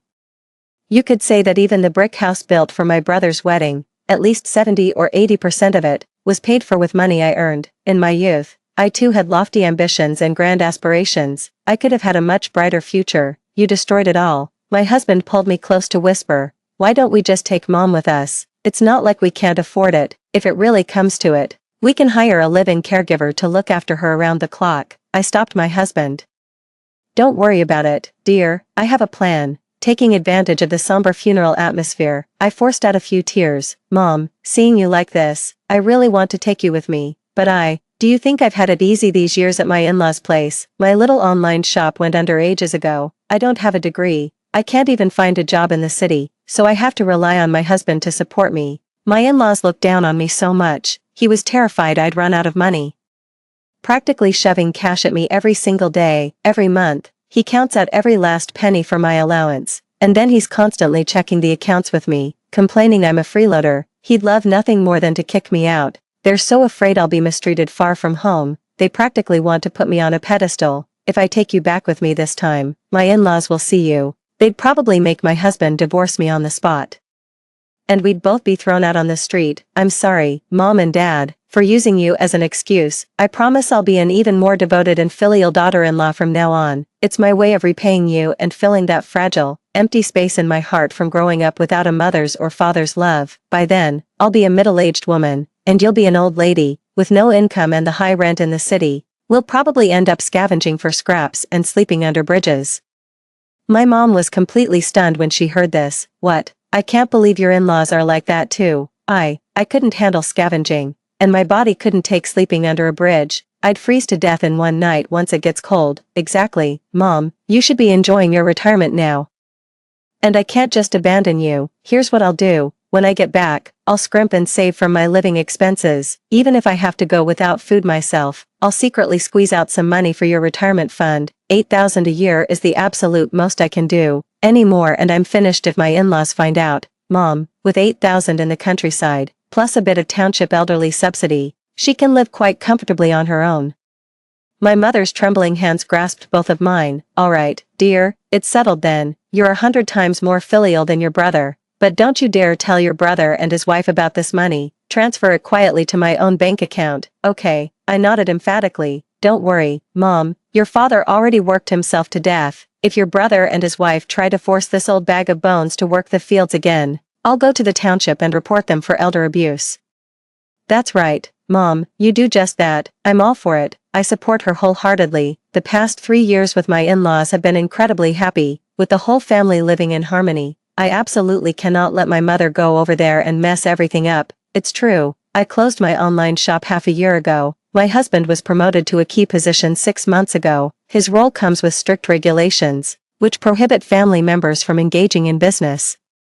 Even if it's just a small online shop, I can't risk jeopardizing his career prospects. My mother-in-law knew about the gaps in my education. With her extensive connections, she arranged for a top-tier private tutor for one-on-one sessions as soon as we returned to Jusher. With that help, I managed to self-study and earn an associate degree. Better late than never, and I'm quite pleased with the achievement. I used to think that the opportunity to learn only came once, and if you missed it, it was gone for good. But my mother-in-law said that as long as you want to study and better yourself, it's never too late. Even in your 70s or 80s, you can still attend a university for seniors. Besides, you're only in your 30s, a wonderful age where your mind is mature yet your body is still young. Back then, I was studying on my own to prepare for the postgraduate entrance exams. Seeing me burning the midnight oil night after night, my husband teased me.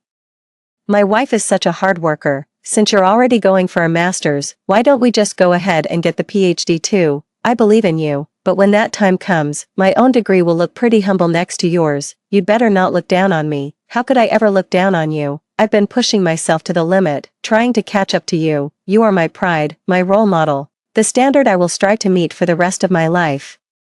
I'm working hard to reclaim the dreams and ambitions of my youth, and I'm striving just as hard to match your own aspirations. The funeral proceedings have concluded. I have cut all ties with my birth family and everything associated with it. I left resolutely with my husband, never looking back. I still haven't removed my brother and sister-in-law from the block list. With one last glance, I saw my mother's bewildered expression and her head full of white hair. The thought of our next meeting fills me with dread. It might just be another funeral. In the end, my heart softened a little. Forget it. Let's just round it up and send her 10,000 yuan every year. That's all for today's story. If you enjoyed this video, please give it a like and subscribe. If you have any suggestions, feel free to leave a comment below. See you in the next video.